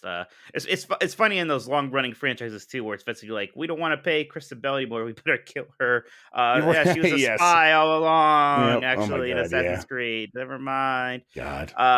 Yeah. So I guess I would get rid of that forever. Maybe we can have a resurgence in for the Nemesis system, and we could just put the tooltips and everything because I don't really care anyways. Yeah, I think that's probably my answer too. Although I kind of want loading screens to go away forever, but whatever. That's fine. Oh my God, Peter Dinklage in Destiny. That's right. God, yes. I still just think he didn't understand that. Like, a lot of people were going to see that. I think he thought he could phone it in, yes, and get away with it. Like, he didn't understand video games are a big industry or something. Like they won't even know it's me. But yeah. From God Rizla. Hello, Jeff, Mario movie lover, Grubb, and Mike. We need a Mega Man movie, Minotti. Do we? What? I don't know if we do. Yeah, I thought you meant that. They're making one, aren't they? Isn't that a thing they said at some point recently? I forget. I can't even probably keep track say a anymore. lot of shit. They say a lot of things. Well, what direction do you see the console space going in the far future? Will companies try to dominate the overall markets with hybrid systems like Switch, or will Microsoft stick to box unit with cloud to supplement it in the very long term, or will they offer a portable device that could do both? I think that they will begin maybe eyeing a portable device that could do both, a hybrid or something. But for the very near term and the medium term, they're probably going to stick with the box and the cloud, and that'll be. He's asking for far future, Jeff. He's asking for far future, and I think wonder. I think the far future is that Steam Deck Switch form factor. Is that just going to be the form factor for everything? Because why not? In the far future, I think there'll probably be something along those lines. Yes, there's something about having a dedicated gaming hardware. And it's good when it can come with you anywhere, and it'll be as powerful as it needs to be at some point. And also, the cloud will be able to come to it over, 6G Wi-Fi or whatever in the future. So, yeah. From Very Jolly Incoming, always changing up the name on us. Happy Friday, everyone. Jeff/Mike, the popular Japanese merch importing website AmiAmi, has an anime girl mascot named Amiko, who predates Television's attempt at making a console over the last several years. I guess maybe it is pronounced Amiko. You must choose one to save and one to banish to the Shadow Realm. Do you save in Television's shameless try at cashing on the Wii crowd or gamers on the Wii crowd of gamers a decade too late, or do you save anime? Now, what is the Amiko a new name? Because I know the Intellivision name. Yeah, Miko's new. I mean, Television is super old, but Miko's right, okay. That is the new name. Okay, all right. Yeah. I will save anime just in hopes that they do a second season of Kaijo. Which one's Kaijo? That's the one where the girls attack each other with only their boobs and butts on those floating platforms in the pool. Well, then we have to save anime. I've heard nothing more American than what you've just described right there, and its soul, of course. From Mr. Bowler, hey Jeff and Mike, looking ahead to May, it seems like a pretty slow month for new releases. Are there any new games you're looking forward to in May, or if not, are there any games in your backlog you want to get during this lull? I'm now got to look it up. May, yeah, because what's May 2022 games? I mean, I still need to finish Tales of Arise at some point, so maybe we can do that. Yeah, man, what's coming out in May? It looks like it might be slow. Let's see. Upcoming game releases in May. Releases.com. What the hell is this site? I never even heard of this. Oh, is that one Eden Chronicle? It's like, I don't know. These sites are not looking great. I don't think anything big is coming out in May. Something must be coming out in May. It doesn't look like there's anything coming for Switch in May. Like, wasn't there supposed to be something in May? Okay. Well, there's Nintendo Switch Sports that's coming out this week, so that's coming out. It's out right now. So, yeah, what the hell? Yeah, so I will probably catch up on something. What game are you going to catch up on, Mike? I don't know. I feel like there's a couple games I was like looking to, but I'm also like thinking about replaying some games. Something about going back to Guardians of the Galaxy is kind of getting to me. But Yeah, the only things chat's coming up with is Trek to Yomi, which I guess is a game. It's Sniper Elite 6. So yeah, it seems like a pretty late. I probably will play that Sniper Elite actually because it looks like fun. I read a preview because What is Trek to Yomi? Because that's everyone's answer. So people are Trek to excited Yomi for it. is that black and white side-scrolling like cinematic game that they showed at the State of Play a few weeks back, a few months Oh, back. this looks okay. Well, maybe that'll be cool then. But like, also not to like disparage it, but not like a giant new release. That's right. So Super Nintendo has it. Overcooked is coming to Stadia in May. there you go. There's the big news. Yeah, so yeah, that's kind of nice though because it is a chance I can beat Tales of Rise. Maybe I'll finally play Guardians of the Galaxy. I have Cyberpunk loaded. Haven't started that yet, so there's things I can do. Let's see from Dr. Turbo Sus. Hey, B and C boys. After starting Elden Ring about a couple of weeks ago, all I could think about is Elden Ring. I'm completely obsessed. What's the last game that stuck with you in such a way that all you could do was think about it all the time? If it was Elden Ring, which was before it? I think the most game like that for me before Elden Ring, which was the last one for me, was probably Breath of the Wild. I suppose maybe Eco was in there a couple times as well. But that's like it's like a hot month of like all you're playing because it's a real time game. So those are definitely all those three games in that realm, and all three of them are like some of my favorite games of all time. Elden Ring definitely did do that with me. But Final Fantasy 14 was the big answer, especially when I was like going through the stories and everything, kind of making my way through the campaign. From Octo, hey Game Masters, with all of the supply shortages and difficulty in getting new consoles out in the market, is it safe to assume we won't see new iterations from either console maker anytime soon? Yes. Yeah, I think that's right. He goes on to say, if I were a betting man, I'd either say we won't get a Pro variant till at least holiday 2023, if not longer. And even if we do get some sort of Pro variant, I'd bet on it being cheaper version that uses stuff like DLSS rather than upping horsepower. Any thoughts on near future for current gen consoles? There might be a revision, but I don't think it's going to be like the Pro thing that we got last time, right? I guess Yeah, so much of that was because those original consoles weren't very good. Yes, and so when they got revisions of the hardware and that enabled them to like put in like this like better chips into a smaller space or whatever, they're like, oh, we should use some of this extra power and really go all out. Absolutely, we need to extend this generation a little bit, but because we're not quite ready for the next one. This time around, they do have better hardware, and if they do have revised chips, which they will have from AMD, they're going to end up in a situation where they can like, let's just save the costs and take more of a profit from these systems. And if we need to sell them, like if the prices on these consoles go down, which it doesn't seem like they're going to go down anytime soon, but if they do go down and they introduce a revision, even that probably won't be a Pro. It'll just be the same system, slimmer, with the more efficient hardware. So like the cooling system, they could save money on the cooling options, and then it'll have a bigger SSD, and then they just sell it for $500 again. So that's probably what we're going to get for a few years this time out. Let's see, from Turbo Madden. Hey, Jeff and Mike. After hearing your not overly positive thoughts on Tunic and Death's Door, I'm nervous to recommend Chicory to you two, since that's another indie Zelda darling. Although Chicory is better than Tunic and Death's Door because the developer made a Zelda out of a Stratocaster. Just saying. Anyway, the question I have is what other instances have you two had where you play a game because you hear a widely positive reception for it, and it's compared to a classic game, but you end up thinking, I don't think it's that good, or I don't like it. I mean, those are definitely the best examples of that. Yeah, Crosscodes came out a bit ago, and it got a little compared to Zelda, but it's doing a lot of things, and a lot of people really like it. And I played like 30 hours of it, and then eventually just kind of got overwhelmed with it, and was. You could play 30 hours of Crosscode? I did not realize that. It's a very long game. Jesus. And it's fun, but it is mostly a puzzle game. And I finally just got to the point. It's like my brain is tired of these puzzles. They're it's like they're difficult puzzles, which is good. But there's a certain point. It's like I had my fill of them. Actually, I think I'm good. So Crosscodes. That's a good example of a game that was good. And it's very rare for me to invest that much time in a game and then actually decide I'm not going to beat it now. Maybe unheard of for me, to be honest. Yeah, this usually happens where it's like when a game is trying to go back and capture that magic, it's like, it's not capturing that magic, and that's actually what I want. I think like Azure Striker Gunvolt, which are good games, but I'm like, I get what people say when they're going back to those. Not that I love the games that it's based on, like Mike does. Yeah, but even I like Azure Striker Gunvolt, but I played each of them like one time. Right. Yes. It's like, okay, that was fun, but it's not going to be the new thing I go back to. That's a good way of putting it. All right. From Jake Bogdanoff. What's up, Beef Bros? What's up? My question this week, what the hell is VRR and why should I care about it? Listen, you That's shouldn't variable refresh rate. I know. Yes, Mikey does. He can explain it all to you right now. You shouldn't care about it. If you don't care about it, you don't care about it. It is a nice bonus to have.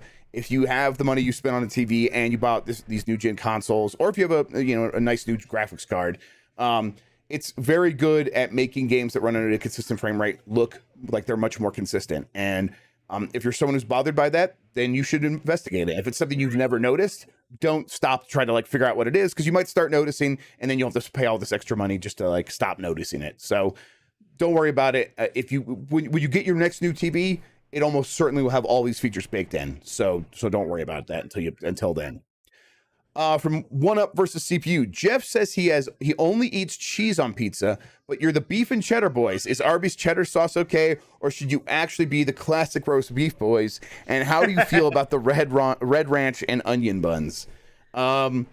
Mike, I know you usually don't get the onion buns, right? You would rather have like the I'd rather just have a sesame regular bun, and that's actually why. Yeah, I made this joke before. I was like, actually, I was terrified people would find out I actually ordered just the classic roast beef almost every time. I like beef and cheddars a lot, but I mean, look, I'll be honest.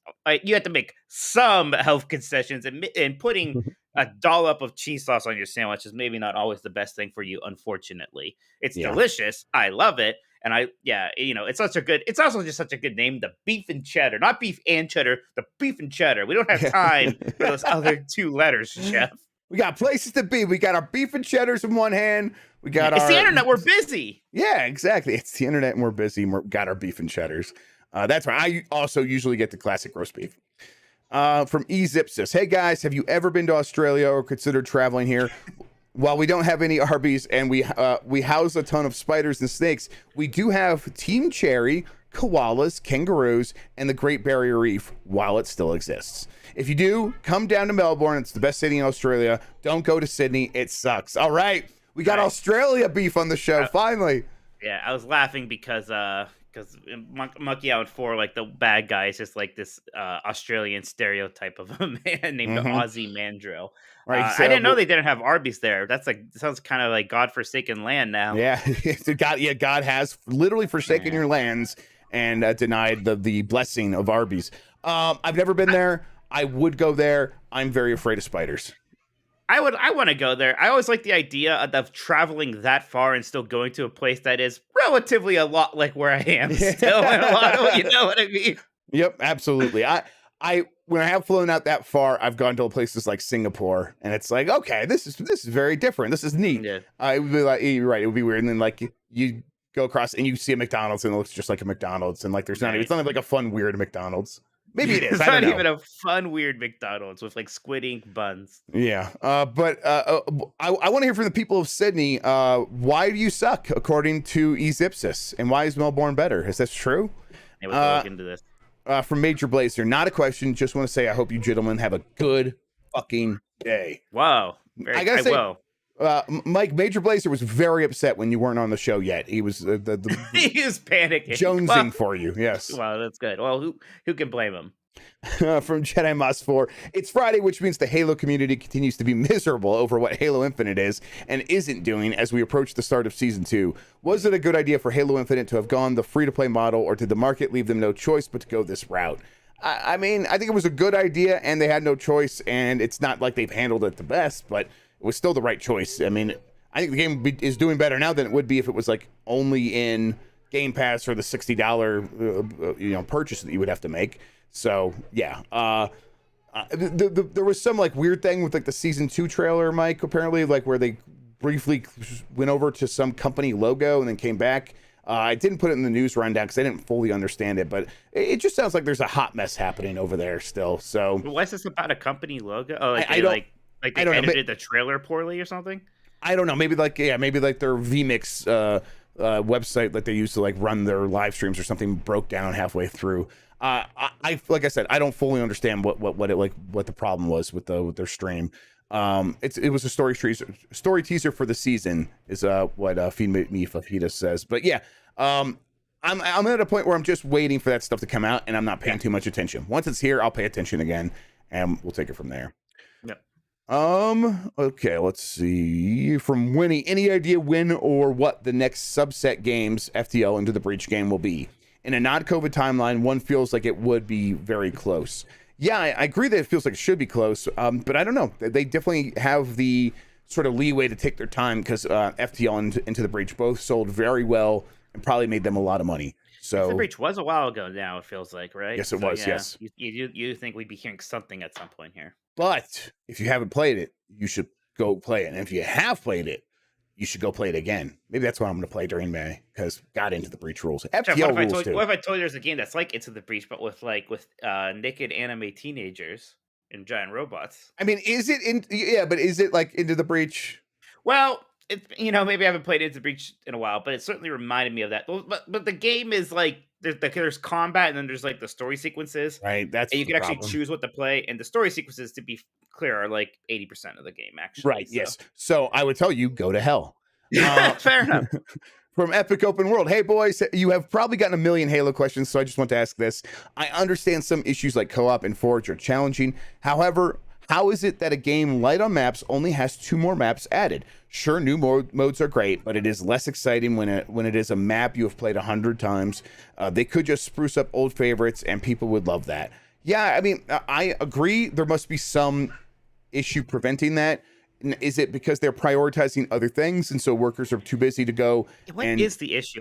Is it possible that they're just understaffed? Because that would seem like a pretty weird issue to have in this day and date. I mean, understaffed in that, like, they are also they're working on the other stuff they think is more important. Maybe there's issues with the tech. Maybe the engine makes it difficult to bring old maps to the new game.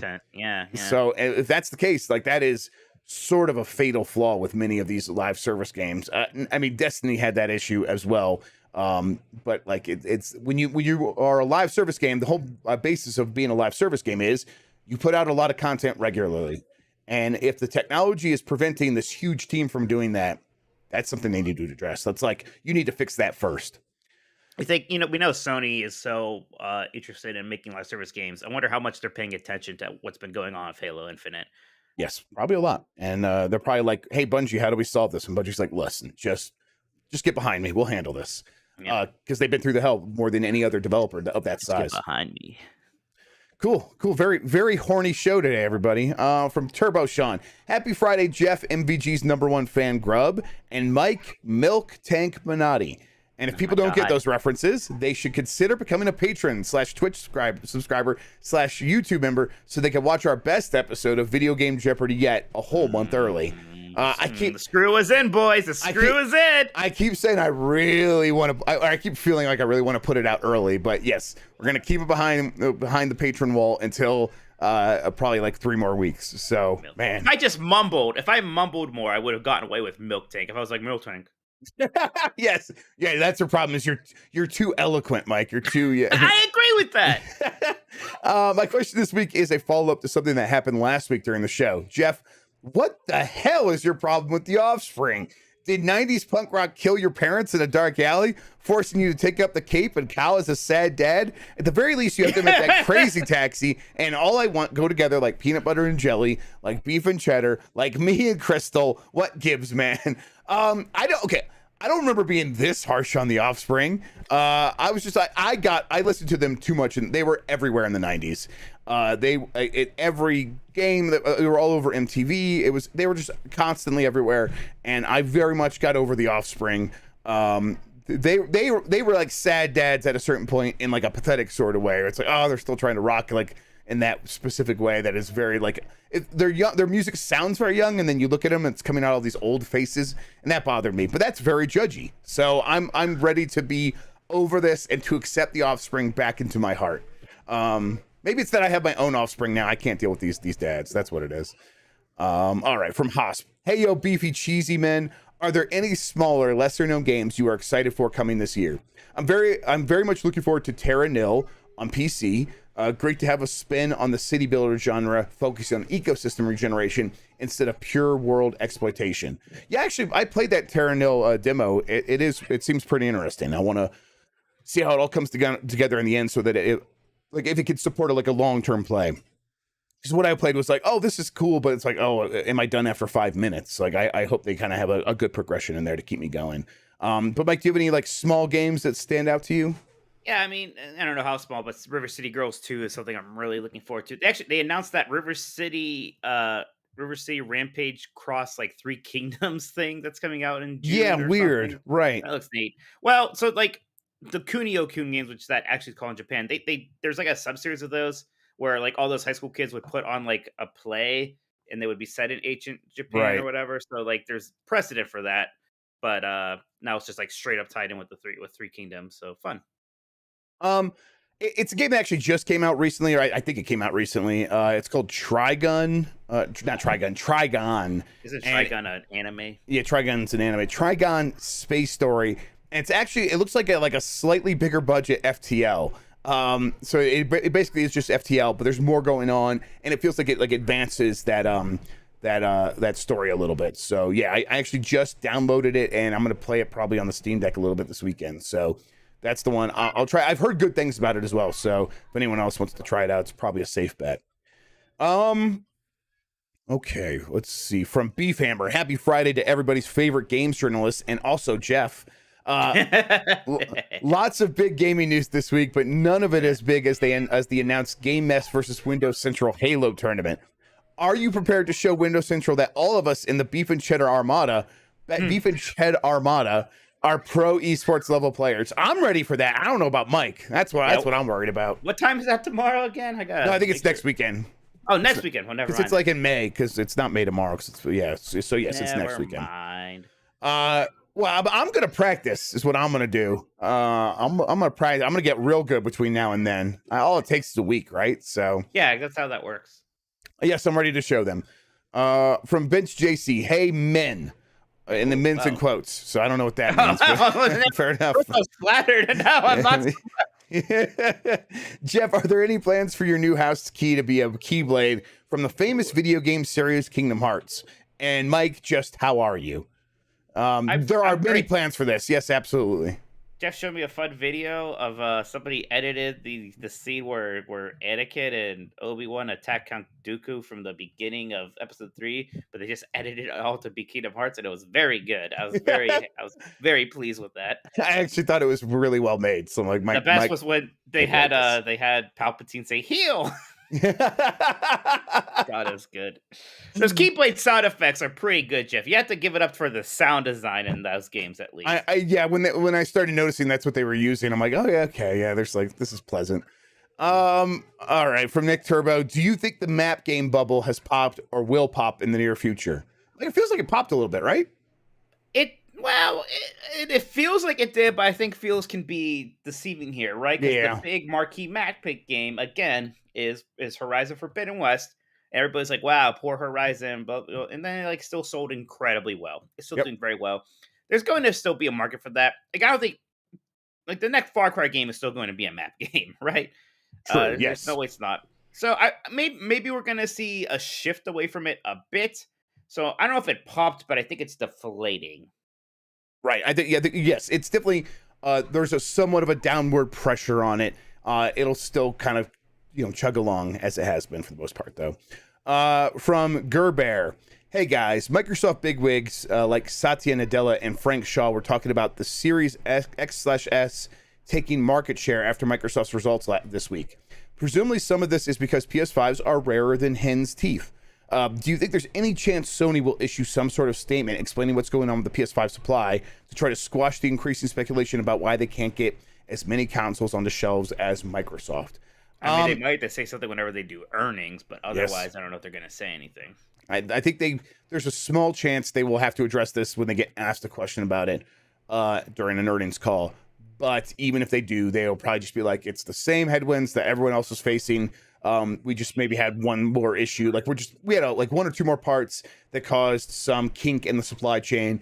And now we are pulling that supply chain taut again. And everyone should be able to expect the PS5s coming on the market here pretty soon. Although supply constraints will remain. And basically, I just wrote it for them. That's almost exactly what they'll say. So, we will be covering the earnings call. We'll let you know if they say anything. From Danger Man Leet. Hey guys, with Total Warhammer 3's, I'm just gonna, he says Total War Warhammer 3, but I just can't not call it Total Warhammer 3's roadmap announced today looking bare, and Halo Infinite Season 2 being 6 months and also being bare, as well along with other live service games suffering the same problem of threadbare post-launch content, especially in the case where the game is buggy and fixes have to be prioritized first before the content could come. But Battlefield 4 back in 2013 had all the expansions they released content and fixed bugs within 1 year. So has the movement away from paid content post-launch, which Battlefield 4 had, does this mean publishers, developers attempt to partially have their cake and eat it, but more often than not, with the game coming out buggy? I'm sorry, Danger Man. Some of that was a little bit confusing, but I think what you're saying is, are they basically rushing out games that are more buggy and need more time for fixes, and so they don't have more time for content, like older games used to be able to produce? I think I remember Battlefield 4 also had a lot of issues, though, right? Didn't Battlefield 4 have a lot of online problems? Maybe it did. I mean, that was like an early was that an early Xbox One game, or was that Battlefield 3 actually? No, I'm not even sure. So I don't know. I just wonder, Jeff, if again, like the next 10, 20 years of like game advancements is going to be less about making graphics even better, and it's going to be just about making the stuff easier to do. Yes, making pipelines faster. Yeah, I think I think we're in some growing pains. Yes, Danger Man's point is that basically that Battlefield 4 did have a lot of those bugs, and they were able to get a bunch of content out. I think what happens there usually is they probably had a lot of that content ready to go and it was lining up, and I think ideally we'd want that here, but I think these companies are trying to figure out how to navigate this stuff, and in Halo's case, so specifically, I think they just were making a lot of changes up to the last minute, and they didn't have a great vision for what the content pipeline should be, and it feels like a lot of these developers have to go through this process themselves to realize like all the errors of their ways. They can't like look over it like, oh, this company did it this way, we should just do it just like them.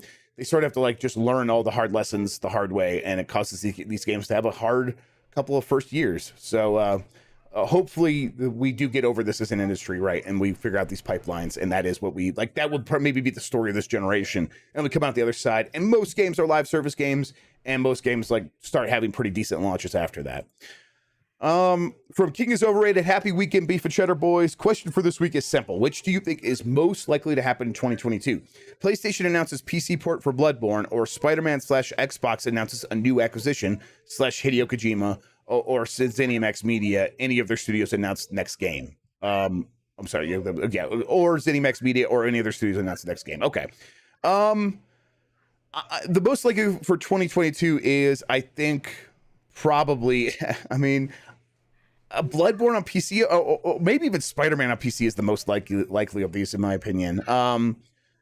I guess I bet we could maybe get a Bloodborne, like getting that 60 FPS patch and like PC getting announced at the same time. Yeah, that makes sense. So maybe Bloodborne actually is the answer here.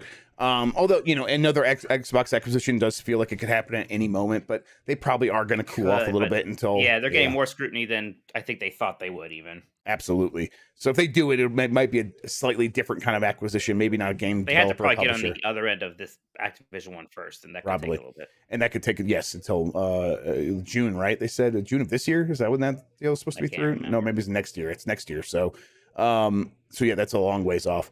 And then that Hideo Kojima announcement, that could happen this year, but I just feel like they might hold off until they have something to show, which could take some time. From Low Rule, I finally started Undertale, and I am obsessed with it. Please tell me you have played it, and also please confirm Nintendo has reached out to Toby Fox for help on an Earthbound game of some kind. I doubt that's happened, although I bet there's a lot of Toby Fox is probably too big for Earthbound now, actually. Yes. And Nintendo probably has a lot of fans of Toby Fox like working for it, but they probably still wouldn't have him come make an Earthbound game anyhow. I played Undertale and I like it. Yes, and I played a lot of Undertale. I loved it. I did all the routes. I did everything. It is a fantastic game. It's one of those games that gets a ton of hype and actually lives up to the hype. I thought it was fun. I did not get into it like a lot of people did, but I'm glad. Did you beat it? Yes, I beat it. Yeah, With just one route or all the routes? just one route, and I was like, you didn't do the fight against what's his face, Sans. No. Yes, right. And I'm like, yes. I didn't fall in love with it the way other people did. Because it's speaking to a certain kind of player that I think I'm not. I'm not that kind of player. From good player. Yeah, sure. Yeah, the very skill-based game, absolutely. From Patrick Hand, hey guys, no question this week. Just wanted to tell Jeff if the Browns and the Lions both make it to the Super Bowl this year, I'll buy it. I'll buy tickets. Fair enough. Yeah, I think you're pretty safe. Yeah, I think you'll be okay. Don't worry. You're gonna be just fine.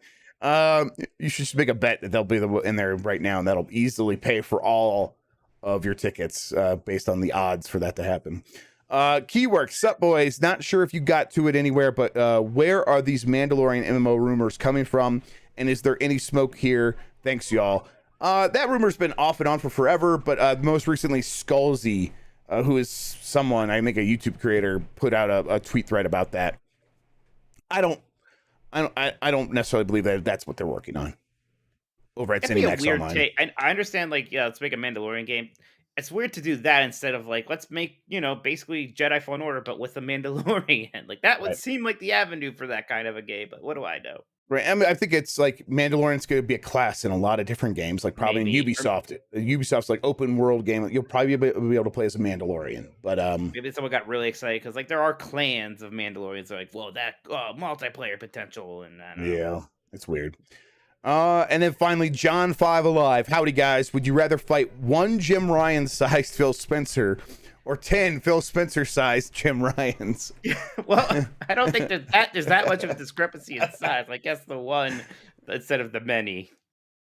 Yeah, I think in that case I'll take on the one Jim Ryan sized Phil Spencer.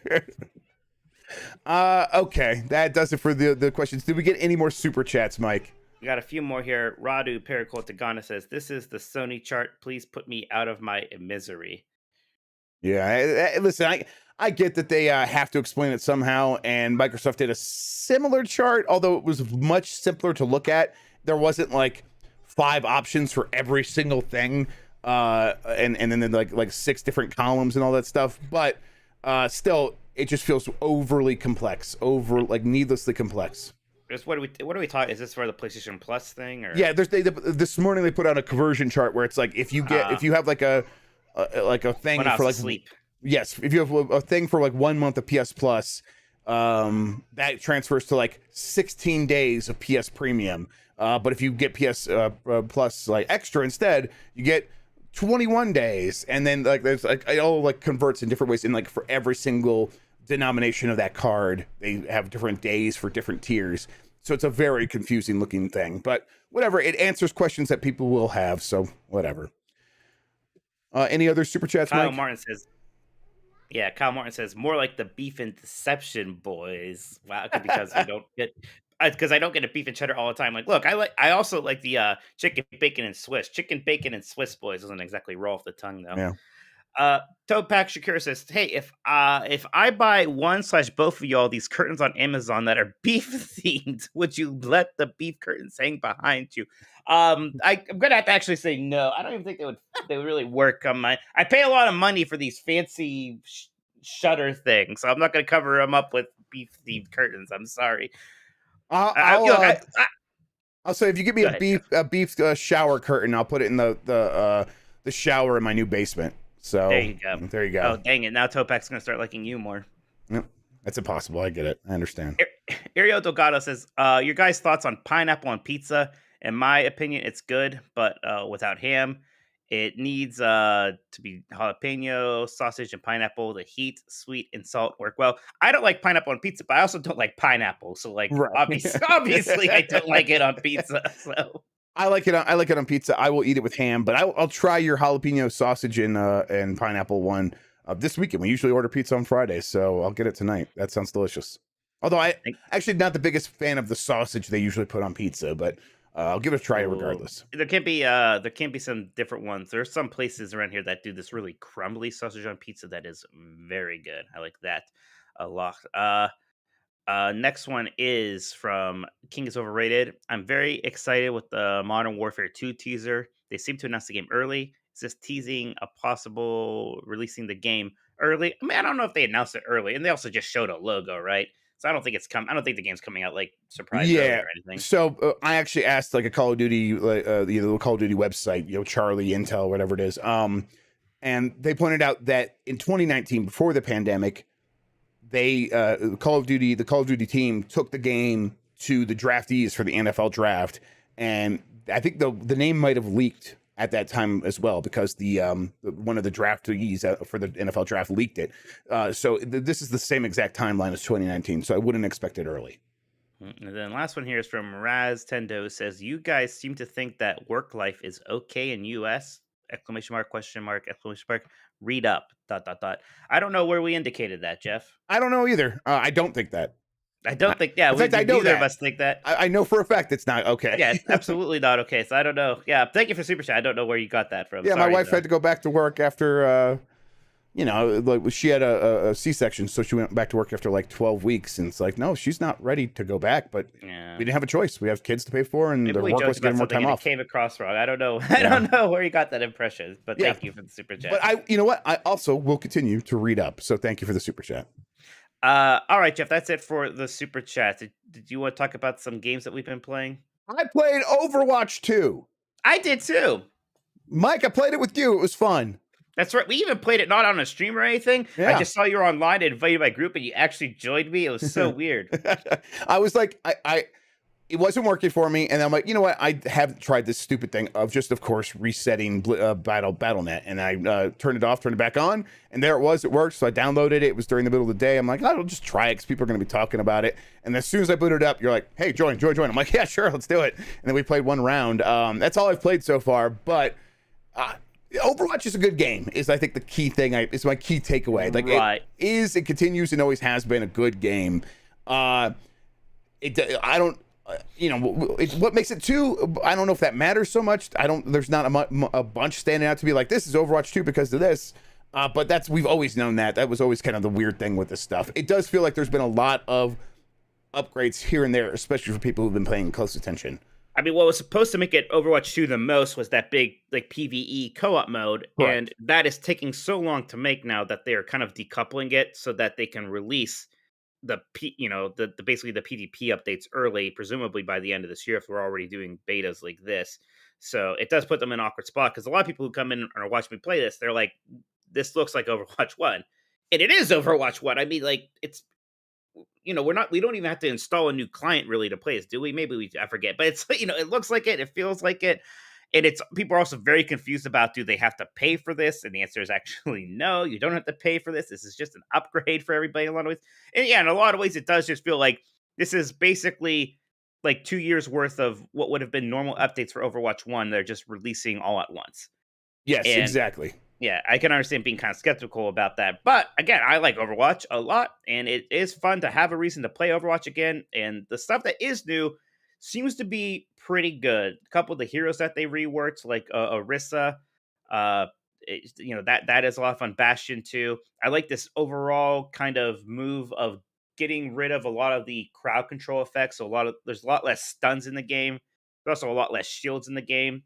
Even that move of having just one tank per match that I was kind of skeptical of seems to be pretty good because it is just picking up the pace of the game a little bit along with everything else. There's a lot less globs of players just fighting at each other, shooting in the general direction for what feels like a long time until, like a war of attrition kind of thing, right?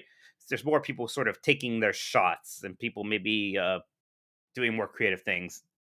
And new maps all feel really good. Sorry, Jeff, go ahead. I was gonna say, and I mean, and all that stuff. Like, if this gets people, like if it gets you back into Overwatch 2, this is how I think it'll work. Where like were a big Overwatch fan, you played a lot. I was a medium-sized Overwatch fan, where I played a lot of it.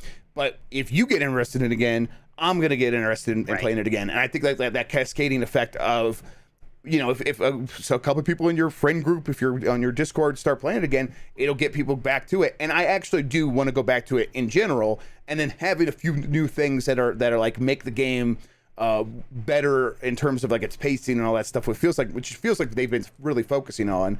that will just make it more likely that we will stick around. So I'm kind of in favor of everything they're doing here. Yeah, it all feels good. Like, and the new maps are great. There's there's like the new map mode, which is like this robot that you're kind of fighting over. It's like a tug of war style payload. Instead of like one team just pushing it, one team defending, both are trying to push it, and it seems really fun. Just the look. The one map is like this New York map, and it gives me like big Universal New York section vibes, or like watching Ghostbusters, like that kind of like, I don't know, that nostalgic New York that I have, even though this is futuristic. So it feels very good.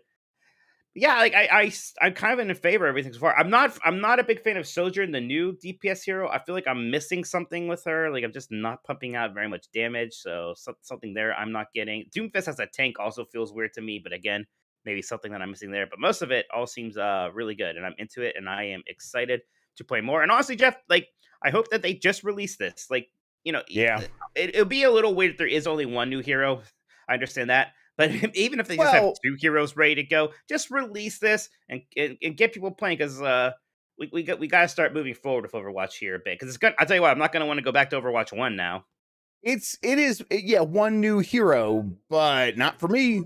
For me, it was like, oh, I don't recognize half of what's going on here. This hero selection screen is completely different than what it used to be. Like I haven't played since they made so many of those other changes. I think that's going to be true for a lot of people who would come back for Overwatch 2.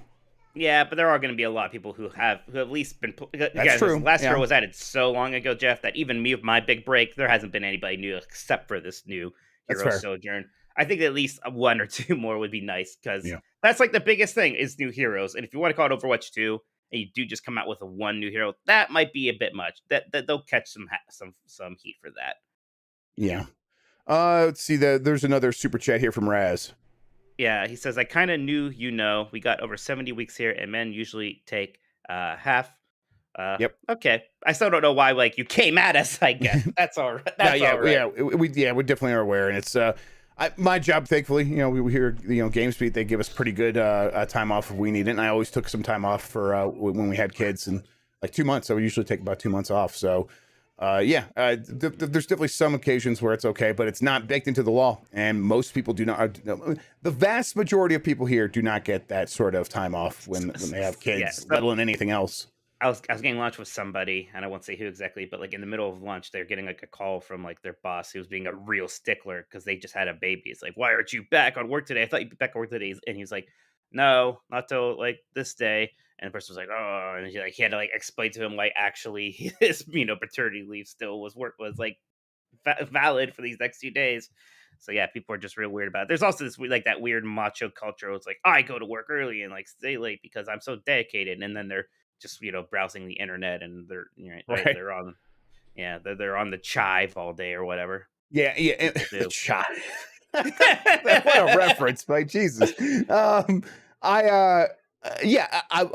I do work, I'm always focused on just the results, and I don't try to think about how people are getting stuff done. Just like, what is the end result? That's all I care about. So you kind of would want that to be treated in that same way, but that's not the way we do it in the United States. So Raz, you're right, absolutely. But we know that, we are aware. Mike, you played some other stuff though, and I want to hear about them. Rogue Legacy 2 is Yes. very good, Jeff. Very, very good. Very excited to hear that. I like the first one a lot. It is basically just that, but a lot more classes you can unlock. The kind of area you walk around in seems a lot bigger. This was like that first really big roguelite indie game that I played. I liked it then just because it was also crisp. It all felt so good, and that has definitely carried over here. My one issue on playing on Xbox, there's like this option to turn on super inputs or something. I forget what it's called.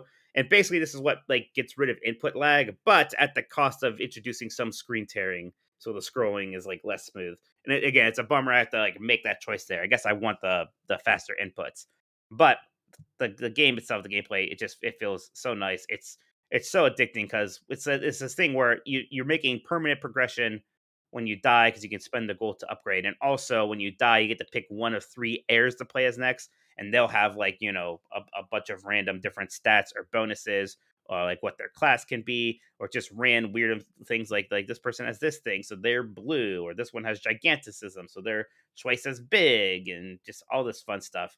And sometimes you're like, ooh, I rolled this like really good heir, now I really need to play one more run at this. It's good stuff.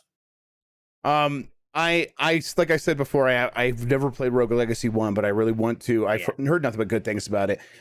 But my concern was when that Rogue Legacy 2 early access came out, people were like, I don't know, it seems kind of hard and weird. And this is from people who I knew loved Rogue Legacy. So it seems like they've really just like shorn everything up and like made sure it's exactly what people want. It is the new stuff though is a significant advancement though, right?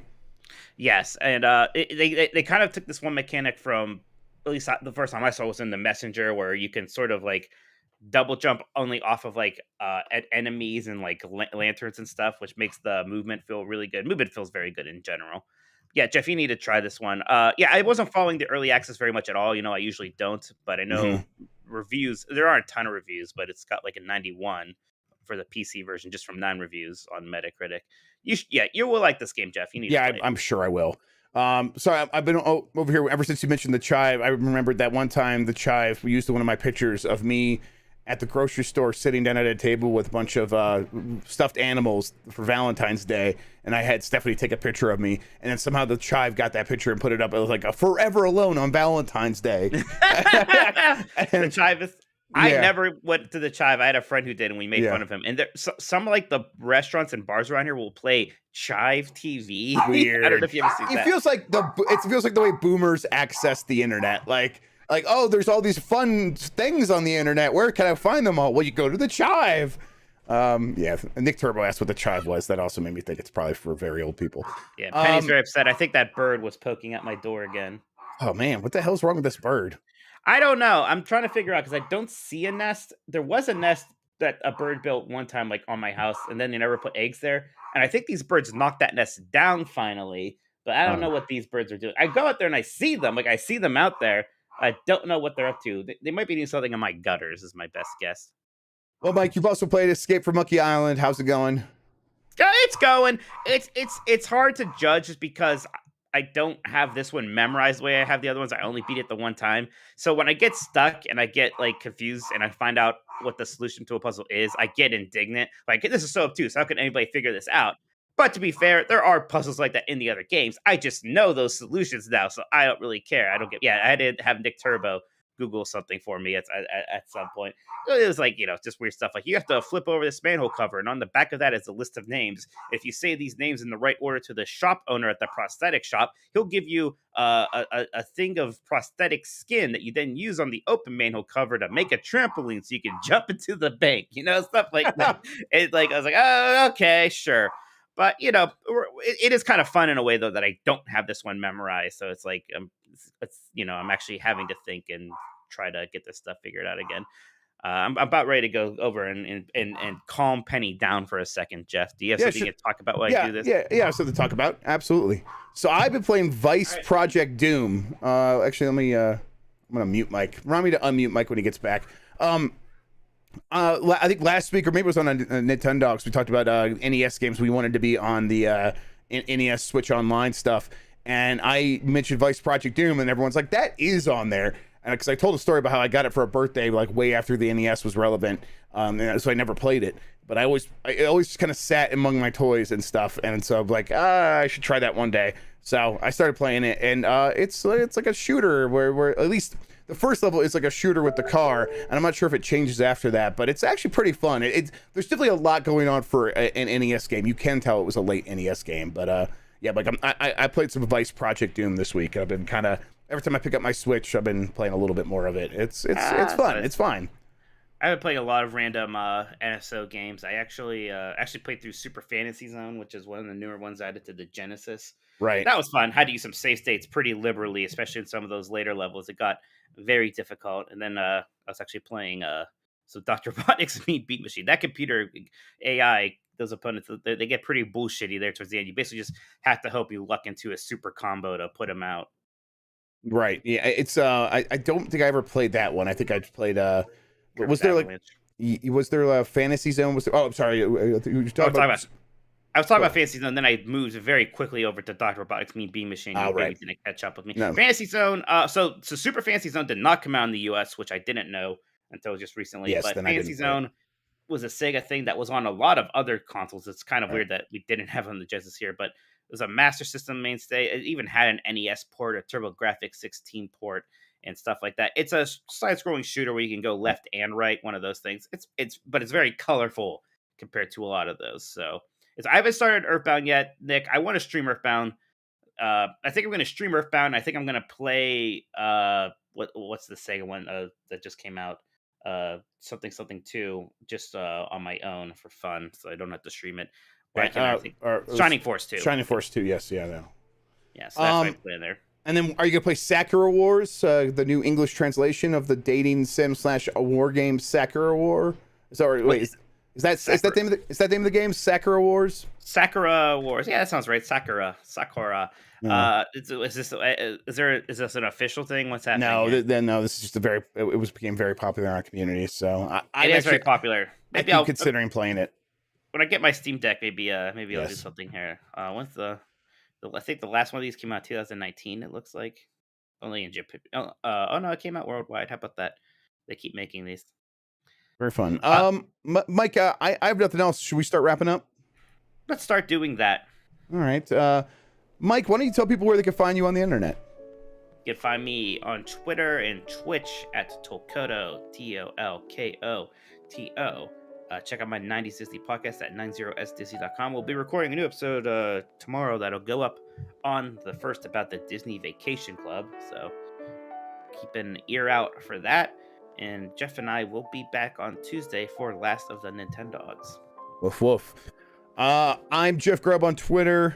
Join me on Twitch every once in a while at twitch.tv/Jeff Grubb. You can join me tonight where I will be streaming Nintendo Switch Sports. That's the plan. We're definitely gonna be playing with the community, but I intend to stream that. So if you want to watch along, I got this whole space set up. I have a camera put over there, so it's gonna be a fun time. So I'll try to watch. I'm not. My copy is coming from Nintendo, and it's a physical, so it's not here yet. So I'll just be watching. I bought it. I was happy to see it was only $40. It made it very easy. They're like, oh yeah, that makes sense. It's funny because that game's average Metacritic's a 75, so people are like, whoa, and it's to be clear, Wii Sports also got an average score around there, everyone. Right, yeah, it just feels like it's like that again, and it wasn't ever intending to build on that and be the next generation. It's like, no, we're just basically going to release those games again, and it has online play, so I'll be playing online with all the community. That'll be fun. And then Nintendogs on Tuesday. We will have that Halo match. I think it's next weekend, so that's gonna be what, May. It's gonna be May 6th, May 7th. Yeah, May 7th, I think, is when we're doing it that afternoon. So if you are very good at Halo, get in our community game night thing on the Discord and help us out, because we need to win. We need to show Windows Central once and for all who are the true best at video games. Oh, it's May 14th? So it's even later? Wow, okay, so we're doing it late in the month. So we got plenty of time. Yeah. No, May 4th. Not May. Okay, chill out, everybody. I just see it. May 14th. All right. So it's a ways off, but maybe we can play a little bit next week and have a practice session. Scrimmage. Yeah, scrimmage. All right, everybody. We'll see you next week. Until then, have a good one. Take care of yourself, and goodbye. Bye.